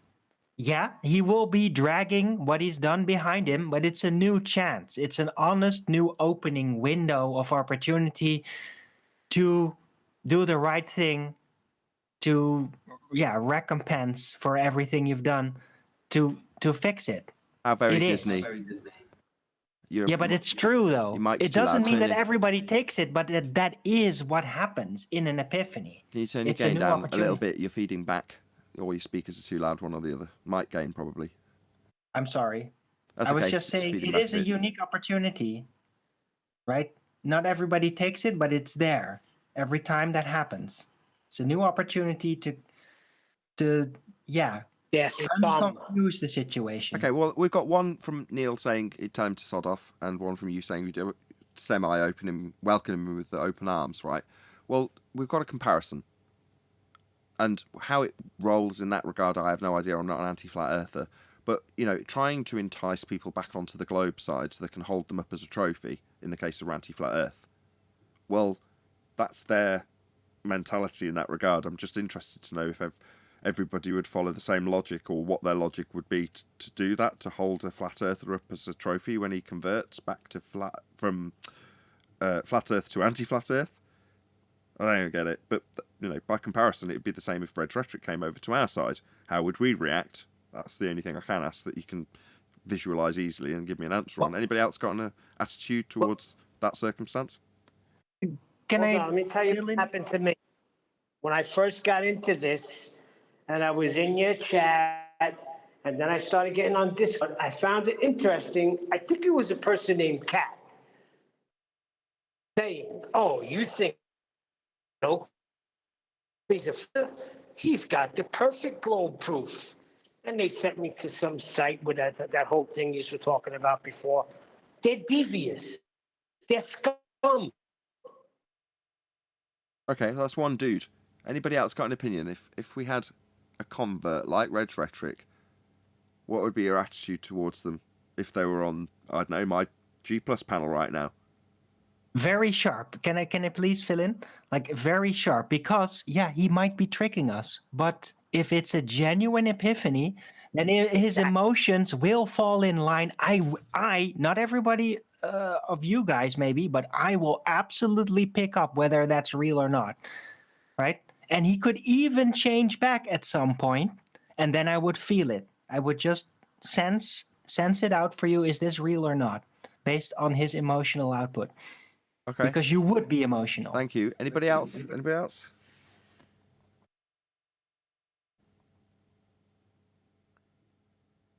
Nobody's got an opinion. We've got 28 people in the Discord server, and 0 people have got an opinion on that convert in a hypothetical reality. Nobody cares. Come on, guys, get involved. You do got to realize we were all ballers once. Not everybody of us was a flat earther at some point. That's very shameful to have that. But every one of us was a baller, right? So we just got to realize what happens to you when that switch happens, when you're actually ready, when you suddenly go through it. Not by choice. This is something we were told was fact in the schooling system, okay? They didn't present both of them to us and say, hey, listen, it's either this or this. No, they mocked it. Oh, look, they thought the earth is flat. They're going to fall off, a ship falling off, and everybody laughs. That was hilarious. They did actually present the flat earth model to me when I was a very little kid in school. And I immediately dove onto it. It's like, oh, I want to see more of that. And I was like, how dare you? That's stupid.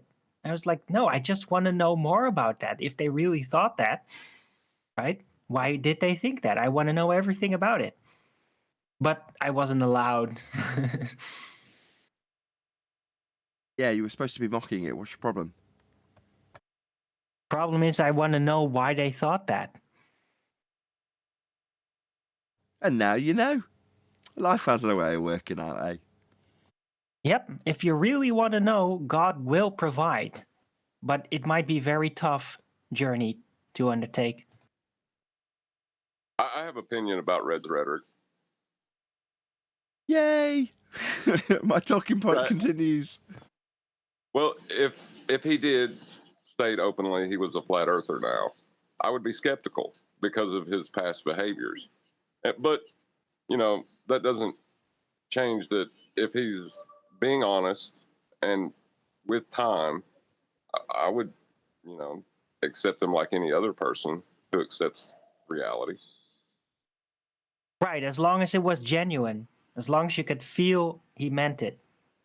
And he's not like trying to burrow his way in. under some act, right?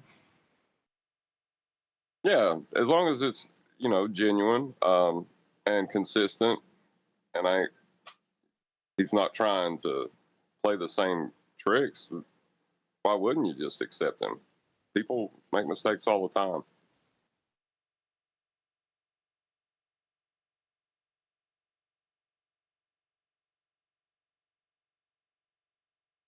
Yeah, nobody else has got an opinion on it. Thank you. I thought more people would be all enraged. Clearly not. That's good though. Lots of little Fonzies.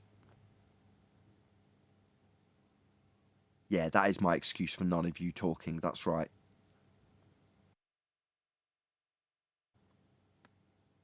But after all the stuff he said, some of the ridiculous things that's come out of his mouth, I doubt most flat earthers would care. What, I don't know.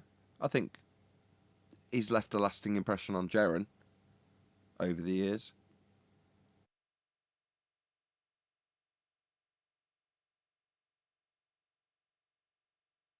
What I mean by that is if you go back and check out any historical videos that Jaren's made on Red's rhetoric and his deceit, then, you can't believe anything other than his left a lasting impression on Jaren. I'd say you run him through a gauntlet of questions to see how much he wants to actually believe and see how much indoctrination he's going to let stick with him. I see. So you're just saying run him through the mill in terms of making sure he understands what's what now? Fair enough. Yeah, absolutely. I mean, he doesn't have to listen to a word you say, but fair enough. Yes, see what side he actually wants to choose in his mind. You could say, oh, yeah, I believe flat Earth, blah, blah, blah. But then we bring up certain topics like thermodynamics and things going up and down like gravity. You see how much of that gravity he wants to... Yeah, let's say that. Let's just say, Red Rhetoric, we all welcome him to Flat Earth, as Arwen suggested. And then it turns out that actually Red Rhetoric's quite into the idea of an incoherent dielectric accelerative downward vector that's always applicable. Damn you! What's that, Arwen? Yeah, but that's his secondary. Hold on. This is your man. This is your boy. Yeah, well, nobody's perfect. I mean, nobody's perfect. You told us all to welcome him with open arms, and if he was genuine and sincere, which he was, now he's genuine and sincere about incoherent dielectric acceleration, Arwen. Fucking hell! Well, yeah. Well, nobody's perfect, right? Let's just see what other than gravity subjects he can handle, and maybe it just takes some more time to get over gravity. I basically it took blame extra you. time for me to get over I blame you, gravity. Arwen. This whole Red Rhetoric problem is your fault. Thanks. You're welcome. You should take ownership of this. Waiver. I expect your resignation in the morning. Yeah. No, you're going to have to fire me on record. I mean, bloody hell. Who would have ever thought it? Red's rhetoric on Globebusters talking about downward vectors. I mean, it's just unthinkable. Oh, that would be hilarious.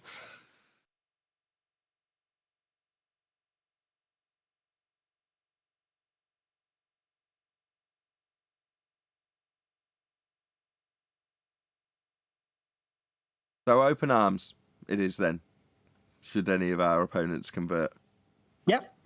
Well, at least partially, right? Because then they still have to go through all the data. They still have to go through it, and now with an open heart, instead of like with an anti-flat Earth mindset where they basically ignore everything. They have to prove that they're willing to endure it fully consciously. This sounds a bit sadistic, but yeah, they have to go through it. They have to be updated. Yeah, and if we abort mission, we'll just put Neil in the back of him, ready to put one in the back of his coconut. Okay, no one's popping a cap in anyone's ass. Right, so open arms, so long as they agree with all of the things that we've demonstrated to be incorrect up until now. Otherwise, not open arms. Is that correct? No, still open arms. But yeah, if you got an issue with a certain subject, yeah, everybody's got to be wary of that. Right? Broken arms, you mean? And broken arms. No, but Well, it's just a like that other guy genuine who came epiphany like on this pretending to always be a flat deserves a earther. warm welcome. Always. Doesn't mean it's going to result in immediate perfect pathway from beyond that, but an epiphany like that always deserves open arms. Yeah, you don't want to listen to the information? Break his arms. Yeah, just like that other guy who came on claiming to be a flat earther when he was a spy for the other side. He played us. Who is that? I forgot his name. Well, that's He was why you only got to on here test for a it. short amount of time. Yeah, but that's why you got to test it, right? You got to test the Nathan saw information, right through his test where shit they right really away. stand. Hold on. Who Chaos? Who are you talking about? I can't remember his name. He came on here asking questions about flat Earth and and then he was talking about gravity. He kept on invoking gravity, and you're like, "Oh, everything goes down, right?" And he was like, he seemed like he was trying to like get around it, but really, he was just like, seeing what we were saying about certain things. I can't remember his name. He was only on like a few weeks ago. Sounds like one of the Bitcoin contestants, actually, from what you're Yeah, saying. yeah. I think it was that guy. Yeah. Yeah, he just wanted Bitcoin. Yeah, but he was a complete fool, and it seemed he came in here like he was part of the flat Earth, or he wanted to learn, when really, he was just trying to use the arguments against us, but he was terrible at it. Right. Right, well, but he was presenting like he was on the fence, not like he was a flat earther. yeah, he'd studied the show. Kinda So like for this about a guy. week solid, after being instructed by Dearth, go on the show, present your evidence, see how you get on. Then there was a big gap, and I'm like, he must be watching, he must be paying attention to the show. I'm expecting him, he's not here. And it was like 5, 6, 7, so on shows. So, like 10 days later, someone comes on who's like, oh, I'm just here to learn, but I'm just intrigued about this, that, and the other. And that's how the conversation progressed.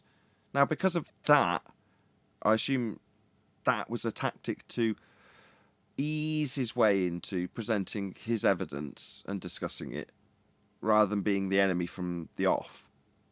So that would be a strategic thing that would be wise, having studied the nature of the show.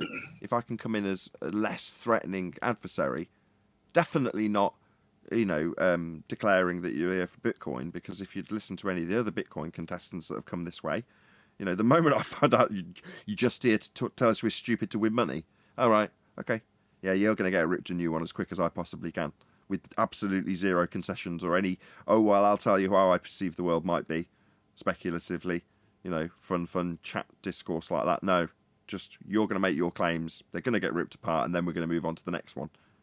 There'll be nothing coming your way from me, in other words, if I know you're a Bitcoin contestant. But given that he needs to potentially burn a few false dichotomy straw men in order to have a perceived win at the end and maybe get some Bitcoin out of it, he needs me to be making a few claims and relaxing my guard and all those things so he can ease his way into the typical discussion when it comes to proving a ball. Hold up some reified flat earth model, burn it in false dichotomy, and say the globe has won.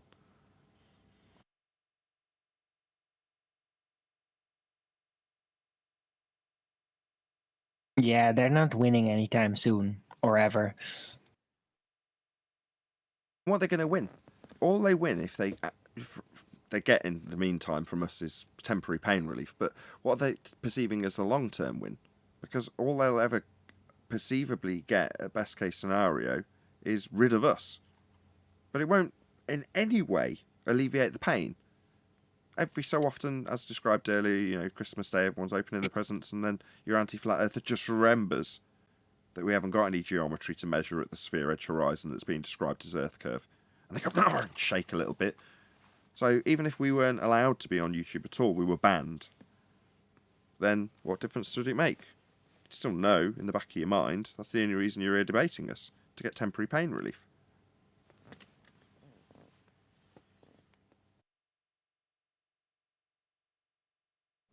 Any last comments? Anybody want to plug anything? I would like to say, if you need consensus to know something, you're just talking about belief. That's what everybody wants to believe, what the consensus says. But if you know, you know. It doesn't matter what anyone else says. With that, I'm going to say a huge, massive, enormous thank you to both Discord and G Plus panels for making today's after show possible. And of course, a massive thank you to all of you in either Nathan Oakley 1980 or Nathan Oakley Premiering streams for hopefully smashing the super chat, liking, commenting, sharing, subscribing, joining as a Nathan Oakley 1980 channel member, hitting the PayPal link, and all that good stuff. I've been Nathan Oakley, and I will see you all in the next video.